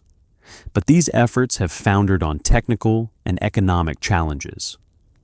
The industry continues to profit from all sales while claiming they can't control how products are used after purchase. Over the years, numerous musicians, actors, and public figures have dealt with nitrous oxide problems, though most are too embarrassed to admit it publicly. Some have ended up in hospitals with nerve damage or paralysis, their careers derailed by what seemed like harmless party fun. The music industry, in particular, has a long, complicated relationship with nitrous oxide. It's been present backstage, at recording sessions, and at after-parties for decades. A few artists have been open about their struggles, describing terrifying symptoms like losing feeling in their hands and being unable to play their instruments. But for every cautionary tale, there are dozens more quietly suffering the consequences while the party continues. The celebrity cases that have become public offer glimpses into how widespread the problem is. In 2018, rapper Lil Wayne suffered seizures attributed in part to his well-documented fondness for sipping syrup and nitrous oxide. While his publicist downplayed the connection, medical experts noted that his symptoms were consistent with chronic nitrous oxide use. Electronic musician Steve Aoki discussed in interviews how nitrous oxide was ubiquitous at the raves and festivals where he performed, part of the expected atmosphere like strobe lights and bass drops. He watched friends develop problems, but didn't fully understand the dangers until learning about the neurological mechanism. The music festival circuit became particularly saturated with nitrous oxide in the 2000s and 2010s. Vendors would operate openly in camping areas and parking lots, selling balloons for $5 to $10 each. Festival goers would use dozens of balloons over a weekend, treating nitrous oxide as a relatively harmless part of the experience, less risky than the harder drugs circulating. But musicians performing at these festivals noticed a pattern. Crew members and performers who regularly attended festivals began developing health problems. Tour managers complained of tingling hands. Sound engineers noticed coordination problems. Musicians found their fingers not quite responding correctly to their instruments. One particularly tragic case involved a promising young guitarist who'd been part of the festival circuit for 3 years, performing in multiple bands and attending dozens of festivals annually. At age 27, he began experiencing weakness in his legs. Within months, he couldn't walk without assistance. Medical testing revealed severe vitamin B12 deficiency and extensive nerve damage. He'd been using nitrous oxide recreationally at nearly every festival, sometimes dozens of times per day, not realizing the cumulative effect. Treatment halted progression, but couldn't restore his previous mobility or finger dexterity. His music career ended, replaced by years of physical therapy and adaptation to permanent disability. DJs and electronic music producers faced particular risk because nitrous oxide was so normalized in their professional environment. Studios would have balloons available during recording sessions, part of the creative atmosphere. After parties always featured nitrous oxide alongside other substances. Young artists entering the industry encountered nitrous oxide as an expected part of the culture, a mild recreational drug that everyone used without apparent consequences. The culture of silence around problems meant that when someone developed symptoms, they often hid them, fearing damage to their career if they admitted to drug-related health issues. The comedy world has also seen casualties, though, again, most remain private. Comedians working the festival circuit in the UK reported that nitrous oxide was nearly omnipresent at comedy festivals and gatherings.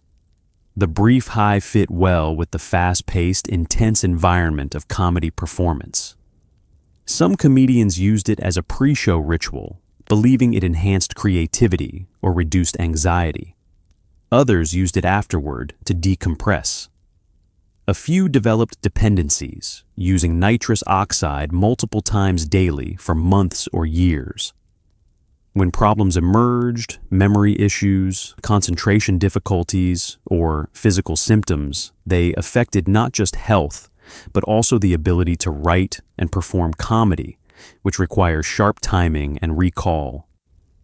Athletes have generally avoided publicizing their nitrous oxide use, as it would affect sponsorships and public image. But emergency room physicians report treating athletes who've developed symptoms from recreational use. The athletic population is particularly vulnerable because they're young, often have access through social circles, and may not connect their declining performance to their recreational activities.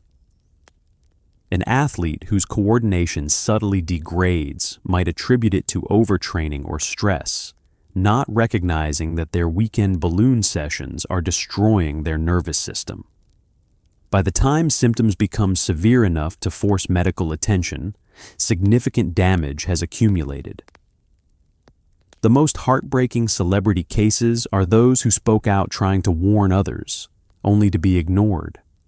A few musicians who developed severe problems from nitrous oxide attempted to publicize their experiences, hoping their stories would prevent others from making the same mistakes.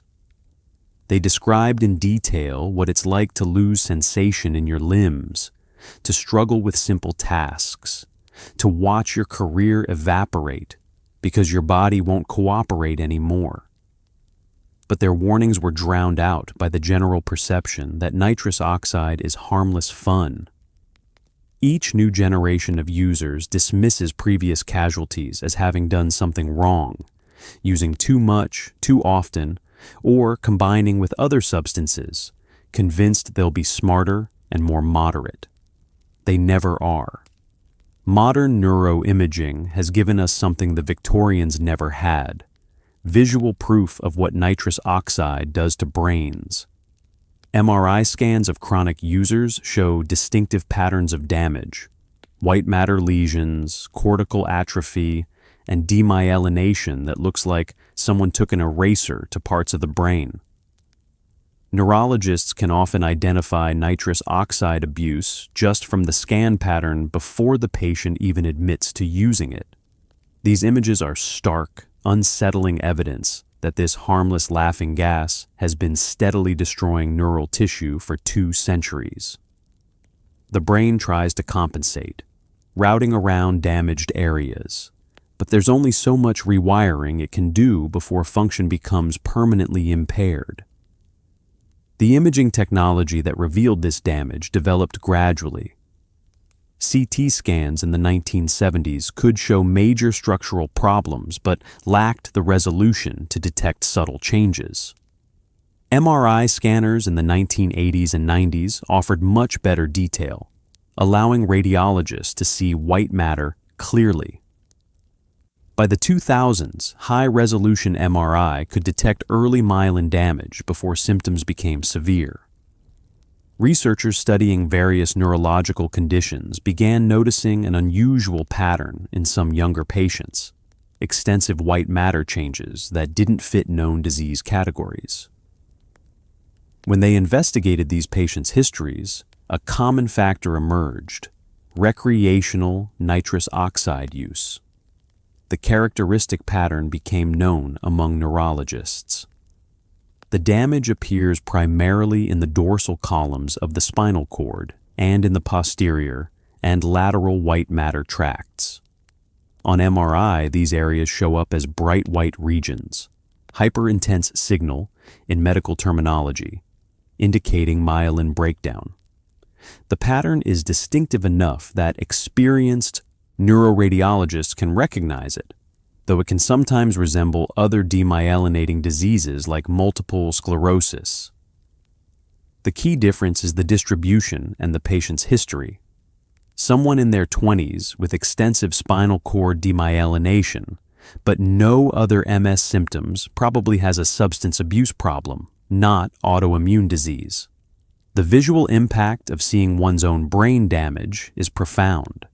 Patients shown their MRI scans often react with shock and denial. The radiologist will point to the bright areas, explaining that these represent destroyed nerve insulation, areas where signals can't transmit properly anymore. The patients look at their scans, seeing visual proof that their recreational choices have caused permanent structural damage to their nervous system. Some patients cry. Others become angry, demanding to know why nobody warned them effectively. A few still deny that their nitrous oxide use caused the damage, insisting it must be something else despite medical evidence.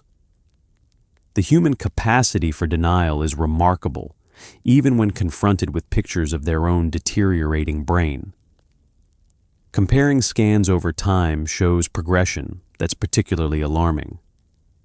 A patient who continues using nitrous oxide despite initial symptoms will show expanding areas of damage on repeat scans. The white lesions grow larger, new lesions appear, and the brain begins showing signs of atrophy, actual shrinkage as damaged tissue is lost. Watching a series of scans taken months apart is like watching a time lapse of neurological destruction. The brain that should be healthy and vibrant in a 25-year-old instead shows damage patterns more typical of someone decades older with neurodegenerative disease. The scans also reveal something tragic. The damage is often advanced before symptoms become severe enough to prompt medical attention. Early myelin damage may not cause noticeable problems because the brain has redundancy and can compensate. By the time weakness, numbness, or coordination problems appear, significant structural damage has already occurred. The scans show why treatment often disappoints. The visible damage represents destroyed tissue that can't be repaired. Stopping further damage is possible with cessation of use and vitamin supplementation, but reversing existing damage is not. The brain visible on the MRI is permanently altered. Research studies using these scans have quantified the damage. One study of chronic nitrous oxide users found that 85% showed white matter abnormalities on MRI, many with extensive involvement. Another study correlated the amount of use with the severity of damage. More frequent users showed more extensive lesions. A longitudinal study following users who quit showed that damage progression stopped, but existing lesions remained visible years later. Permanent scars from temporary highs. These studies transformed nitrous oxide from probably bad for you to demonstrably causing structural brain damage. The imaging evidence has been crucial for education and prevention efforts, though its impact has been limited. Public health campaigns now include MRI images showing the difference between healthy brains and those damaged by nitrous oxide use. Medical students are taught to recognize the characteristic pattern. Emergency departments have protocols for obtaining brain imaging when symptoms suggest possible nitrous oxide toxicity. But despite this visual proof being readily available, each new generation of users seems to believe their experience will be different, their usage more moderate, their brains somehow resistant to the damage clearly visible in countless scans. The brain scans don't lie, but people are remarkably skilled at not listening to what they're saying. Here we are, 2 centuries after Humphrey Davy locked himself in a room to inhale mystery gases, and nitrous oxide recreational use continues. The laughing gas parties of the 1800s seem quaint and silly until you realize they kicked off a long, continuous line of people choosing temporary euphoria over permanent brain function. From Victorian parlors to modern music festivals, from traveling gas shows to boxes of whippets bought at kitchen supply stores, the fundamental story hasn't changed. People discover something that makes them feel good, ignore warnings about consequences, and then act shocked when those consequences arrive.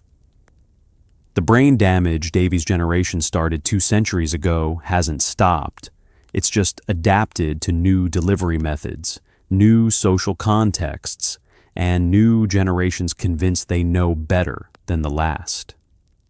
Spoiler alert, they don't. The total human cost of nitrous oxide recreational use is impossible to calculate, but certainly staggering. Across 2 centuries, millions of people have used it recreationally. A significant percentage have experienced some degree of harm, from mild symptoms that resolved to severe permanent disability.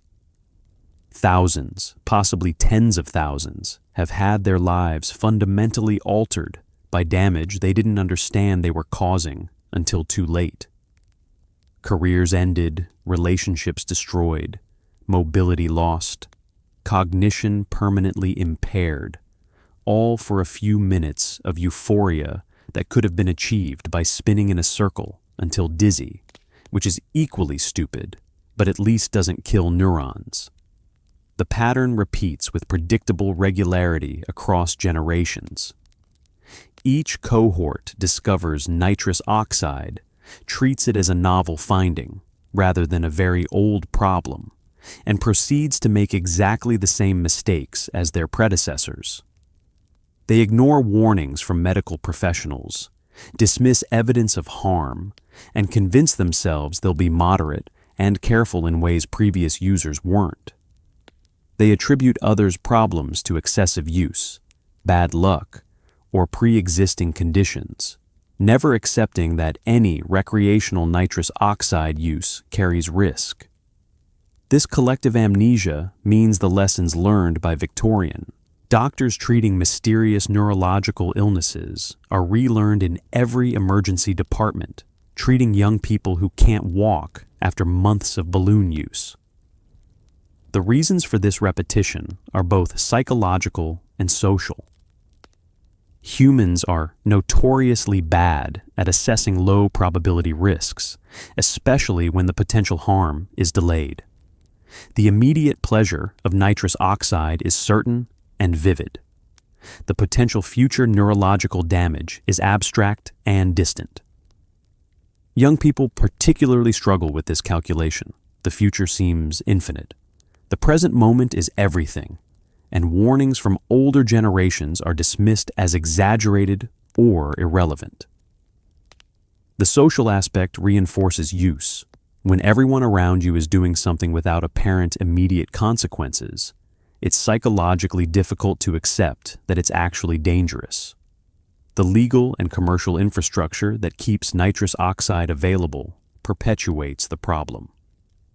As long as the gas has legitimate uses, and it absolutely does, from essential medical applications to legitimate culinary purposes, it will remain available for recreational misuse. The industries that produce and distribute nitrous oxide are invested in maintaining its legal status and availability. Regulatory efforts remain half-hearted because of this economic reality. Warning labels and age restrictions are cosmetic changes that don't meaningfully reduce access or use. The fundamental contradiction that something can be simultaneously essential medicine and dangerous drug remains unresolved. Education efforts have had limited success because they compete against social normalization and the perception of harmlessness. Telling people that whippets cause brain damage runs into the obvious response. But I've done it dozens of times and I'm fine. The person saying this doesn't recognize that they may not actually be fine. Subtle cognitive changes accumulate gradually and are easy to miss or rationalize. They also don't understand cumulative risk. Just because the first 50 uses didn't cause obvious problems doesn't mean the next 50 are equally safe. Damage accumulates silently until a threshold is crossed, at which point symptoms suddenly manifest. But convincing someone with personal experience of apparent safety that they're actually at risk is nearly impossible. The medical community continues treating casualties while struggling to prevent new ones. Emergency departments have become expert at recognizing and treating nitrous oxide toxicity. Neurologists understand the disease course and can prognosticate with reasonable accuracy. Physical therapists have developed rehabilitation protocols. But all this expertise does nothing for prevention. Doctors can repair the immediate crisis, supplement the depleted vitamins, and prevent further progression, but they cannot reverse the damage already done. Every patient successfully treated represents a partial failure of prevention, a person who reached the EID point of disability before understanding the consequences of their choices. Perhaps the saddest aspect of this 2-century legacy is how preventable it all was and is. Unlike many drugs or toxic exposures, the mechanism of nitrous oxide harm is well understood. The cause and effect relationship is clear. The solutions: don't use it recreationally, or if you must, do so extremely sparingly with plenty of supplemental oxygen, are straightforward. But humans are remarkably consistent in choosing short-term pleasure over long-term health, in believing we're exceptions to established rules, and in learning only from our own painful experiences rather than others' warnings. And so the laughing gas parties continue, the balloons keep inflating, and 200 years of collective brain damage extends into its third century, one euphoric breath at a time. The laughing gas parties didn't just damage individual brains, they created entire social networks dedicated to spreading that damage.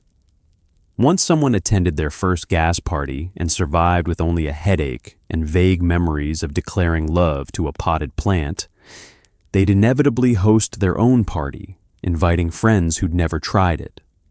Those friends would host their own parties, and so on, creating a cascading network of recreational brain damage that spread through social circles like a virus. Except viruses eventually trigger immune responses, while nitrous oxide just triggers more parties. Victorian social registers documented who attended which gatherings, inadvertently creating maps of neurological harm transmission. Modern social media does the same thing, just faster and with more emojis, as people post videos of themselves inhaling balloons, tagging friends, and essentially advertising their oxygen deprivation to hundreds of followers. The social contagion aspect of nitrous oxide use is fascinating from a public health perspective and depressing from a human intelligence perspective. Studies of drug adoption patterns show that social networks are the primary vector for spreading new substances.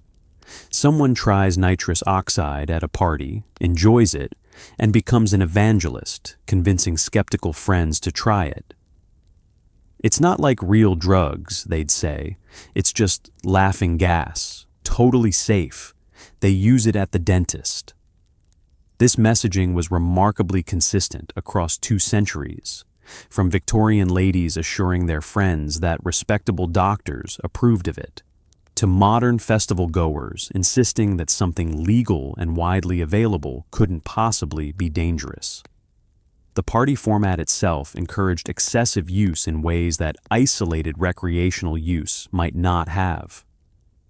At a gas party, there's social pressure to participate, to take your turn, to not be the boring person who refuses.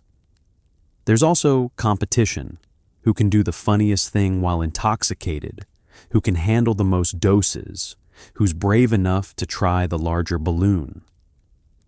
The party atmosphere normalized what might otherwise seem concerning. When everyone around you is giggling and stumbling and inhaling mysterious substances, it seems fine, fun, even, rather than the group neurological damage session it actually was. The social validation override individual caution, creating situations where people inhaled far more than they might have alone. The hosting dynamics created perverse incentives. Throwing a successful gas party enhanced your social status, making you the fun friend, the one who knew how to throw the best gatherings. Hosts would invest in better equipment, larger quantities of gas, and more elaborate setups to outdo previous parties. The competition to host the most memorable gas party meant escalation. Longer sessions, stronger doses, more frequent gatherings. Nobody wanted to be outdone, and the metric of success was how intoxicated and hilarious the guests became, not whether anyone left with functioning neurons intact. The social capital gained from successful parties outweighed vague health concerns that might manifest years later. The network effects meant that once nitrous oxide use became established in a social circle, it was nearly impossible to stop. Even if one person quit due to health concerns or developed a conscience about encouraging brain damage, the rest of the network continued. The parties didn't need that one person. There were always others willing to host, to supply, to organize. Someone expressing concern about safety was often dismissed as overreacting or being judgmental, potentially leading to social exclusion. The pressure to maintain social belonging meant continuing participation despite reservations, a dynamic that kept people using longer than they otherwise would have. Social media amplified these network effects exponentially. Where Victorian social circles might have encompassed dozens of people, modern social networks connect thousands. A video of someone doing something amusing while on nitrous oxide can reach millions, normalizing the behavior and making it seem universal. Young people seeing their peers, influencers, and celebrities participating in balloon use at parties conclude that it must be acceptable, even smart, to join in. The comment sections fill with people sharing their own experiences, creating a digital echo chamber where the risks are downplayed and the entertainment value is emphasized. Nobody posts videos of their MRI scans showing white matter lesions or their struggles with vitamin B12 deficiency. Those aren't fun content. The geographic spread of gas parties followed predictable patterns. Urban centers with universities, active social scenes, and progressive attitudes adopted nitrous oxide first. From there, it spread to surrounding areas as students returned home, as traveling showmen moved between cities, as social elites visited friends in other locations. Port cities saw rapid adoption due to high social mixing. Rural areas were slower to adopt, but eventually caught up as the practice filtered down through social hierarchies. Modern analysis of historical records shows wave patterns of adoption moving across regions, each wave leaving a trail of neurological casualties that nobody at the time recognized as connected. The insidious thing about laughing gas parties wasn't any single event. It was the accumulation. One party might give you a headache and slight dizziness that faded by morning, but attend parties weekly for 6 months, and you're systematically destroying your nervous system in ways that don't become obvious until it's too late. The brain can compensate for a surprising amount of damage, routing around dead cells, finding workarounds for impaired functions, maintaining the illusion of normalcy even as structures quietly deteriorate. Then suddenly, you cross an invisible threshold. One more party, one more balloon, one more dose, and everything breaks. Your legs don't work right. Your hands tingle constantly. Your memory has gaps you can't explain. The cumulative damage that built up silently across dozens or hundreds of gas party sessions suddenly manifests all at once, and there's no going back. Understanding cumulative toxicity requires understanding how the body handles damage. When you inhale nitrous oxide once, several things happen. Your brain experiences brief hypoxia, some vitamin B12 is oxidized, a small number of nerve cells are stressed. Your body, remarkably resilient, handles this insult. The oxygen deprivation ends, B12 reserves are tapped, stressed cells recover or are replaced. From the user's perspective, everything seems fine. Maybe a headache, maybe some fatigue, but nothing alarming. This apparent recovery creates a false sense of safety. If there's no obvious harm from one use, how could there be harm from repeated use? But each exposure adds to an invisible ledger of damage. The vitamin B12 destroyed isn't immediately replaced. Reserves slowly deplete. The stressed nerve cells become more vulnerable to future stress. The brief hypoxic episodes cause subtle changes in brain tissue that accumulate over time. It's like taking a single brick from a wall, the wall stands fine. Take another brick next week, another the week after, and the wall still stands, looking solid. But eventually, you remove that one brick that was load-bearing, or you've simply removed so many that structural integrity fails, and the entire wall collapses suddenly and catastrophically. That's what happens with nitrous oxide damage. It builds invisibly until it doesn't. The party culture particularly accelerated this cumulative damage because of use patterns. At a typical gas party, people didn't take one careful dose and call it a night. They'd take multiple doses over hours, going back for more as the effect wore off, chasing that euphoric feeling. A heavy party night might involve 10, 20, or more separate exposures, each causing hypoxia, each destroying more B12, each stressing the nervous system further. And parties happened regularly, weekly for some enthusiasts, multiple times per week for the truly dedicated. The body never had time to fully recover between insults. It was constantly playing catch-up, trying to repair damage while new damage kept arriving. The delayed onset of symptoms created a disconnect between cause and effect that protected the practice. If someone attended a gas party on Saturday and developed paralysis on Sunday, the connection would be obvious and use would stop immediately.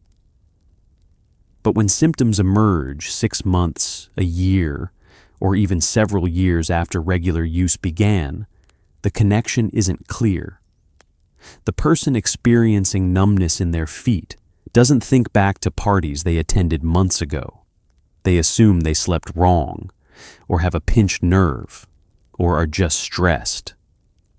By the time symptoms become severe enough to seek medical attention, enormous damage has accumulated. Even when doctors correctly diagnose nitrous oxide toxicity, stopping use only halts further damage. It doesn't reverse what's already occurred. Medical research into cumulative toxicity revealed the specific mechanisms. Each hypoxic episode causes oxidative stress in neurons, leading to inflammation and, if repeated, cellular death. The vitamin B12 depletion follows a stepwise pattern. Reserves deplete gradually, then suddenly crash when stores are exhausted, causing acute neurological symptoms. The myelin damage accumulates as repeated oxidative stress overwhelms oligodendrocytes, the cells responsible for maintaining nerve insulation. Studies with laboratory animals exposed to repeated low-dose nitrous oxide showed the same pattern. Early exposures cause minimal obvious harm, but continued exposure leads to sudden, severe neurological dysfunction. The animal studies perfectly paralleled the human experience at gas parties, except the animals didn't volunteer for it. The most tragic aspect of cumulative damage is that it's often irreversible by the time it's recognized. The vitamin B12 can be supplemented, halting further deterioration, but neurons that have already died cannot be revived. Myelin that's been destroyed may partially regenerate, but often doesn't, leaving permanent conduction deficits. Cognitive functions impaired by accumulated cellular loss may never fully recover. Physical therapy can help people adapt to nerve damage, but it can't restore the original function. The casualties of 200 years of gas parties are left managing permanent disabilities that resulted from what seemed, in the moment, like harmless fun at social gatherings. The cumulative nature of the damage also means that even moderate use isn't safe if sustained over time. Someone might pride themselves on only using nitrous oxide occasionally, a few times at parties per year, thinking they're being responsible. But over a decade, those occasional uses add up to significant total exposure. The damage accumulates regardless of how it's spaced out. There's no safe level of recreational nitrous oxide use, only varying speeds of neurological destruction. The person who uses heavily for 6 months and the person who uses moderately for 10 years may end up with similar total damage, just acquired at different rates. Either way, they both end up with brains that don't work quite right anymore, all from parties that seemed harmless at the time. And so we come to the end of our journey through 2 centuries of questionable decisions and spectacular neurological consequences. You've followed the story from Humphrey Davy's first euphoric gasp in 1799 to the festival parking lots of today, where the same basic pattern repeats. Someone discovers that oxygen deprivation feels pleasant, convinces their friends to try it, and everyone pretends the warnings don't apply to them. It's a remarkably consistent human story, really. The faces change, the equipment evolves from silk bags to whippets, but the fundamental equation remains the same: temporary euphoria purchased with permanent brain cells. There's something almost poetic about it in a dark and ridiculous way. Victorian ladies in their finest gowns, giggling uncontrollably in candlelit parlors, their corsets making breathing difficult even before they added nitrous oxide to the equation. University students convinced their chemistry experiments were educational rather than recreational.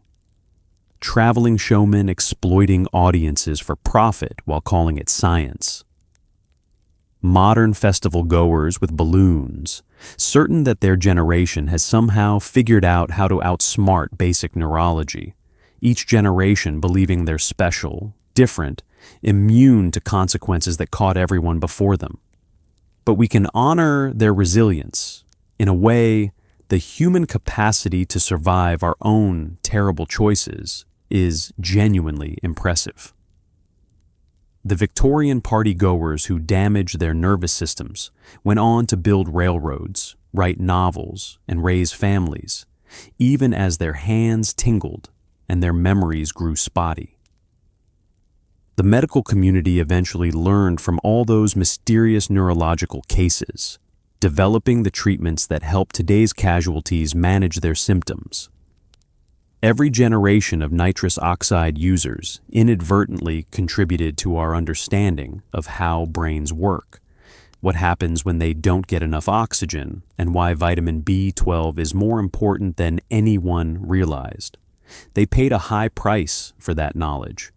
But the knowledge exists now, waiting for people to actually use it. And perhaps that's the real lesson here, not that humans are foolish, though we certainly can be, but that we're remarkably adaptable. We can survive a surprising amount of self-inflicted harm and still somehow muddle through. The brain is resilient. Even damaged, it finds workarounds, reroutes connections, keeps functioning in diminished but workable ways. The human spirit is stubborn, even facing permanent disability from recreational choices. People adapt, cope, and continue. It's not ideal, obviously better to have kept those neurons in the first place, but it's something. A testament to our species' sheer determination to keep going, despite our best efforts to undermine ourselves. As you drift towards sleep now, you can be grateful for several things. First, that you live in an era where we understand what nitrous oxide actually does, where the mechanisms of harm are clear rather than mysterious, where treatment exists for those who need it. Second, that you presumably haven't spent your evening inhaling kitchen supplies in a parking lot, which puts you ahead of a surprising number of people across history. And third, that your brain is getting the oxygen it needs right now, that your vitamin B12 is probably adequate, and that your myelin sheaths are intact and functional, quietly transmitting signals through your nervous system without drama or disability. The Victorian partygoers couldn't imagine our world, where you can watch videos of people making the same mistakes they made, read medical studies explaining exactly why those mistakes cause harm, and see brain scans showing the damage in vivid detail. They operated in ignorance, which at least offered them the excuse of not knowing better. We don't have that excuse anymore, and yet the parties continue, the balloons inflate, and the pattern repeats. It's simultaneously frustrating and somehow very human, this capacity to know better and do it anyway, to see consequences approaching and assume they'll swerve around us somehow. But tonight, that's not your concern. You're here, warm and comfortable, your nervous system functioning as intended, your brain cells merrily firing away with adequate oxygen supply. You're not stumbling through a Victorian parlor or a festival parking lot or a university dormitory, chasing euphoria that comes with a price tag measured in neurons. You're simply here, breathing easily, letting the day fade away, grateful for the ordinary miracle of a body that works, a brain that functions, and the simple comfort of rest after a long day of not making spectacularly poor decisions about gas inhalation. Sleep well, knowing that your contribution to the grand human story of questionable choices is mercifully minimal. Let the weight of the day lift away. Let your breathing slow and deepen. Let your mind drift toward dreams that require no chemical assistance beyond your brain's own natural sleep chemistry. The laughing gas parties of history offer many lessons, but perhaps the simplest and most profound is this. Sometimes the best high is just the natural, unaltered functioning of a healthy brain getting adequate rest. Profound wisdom, really.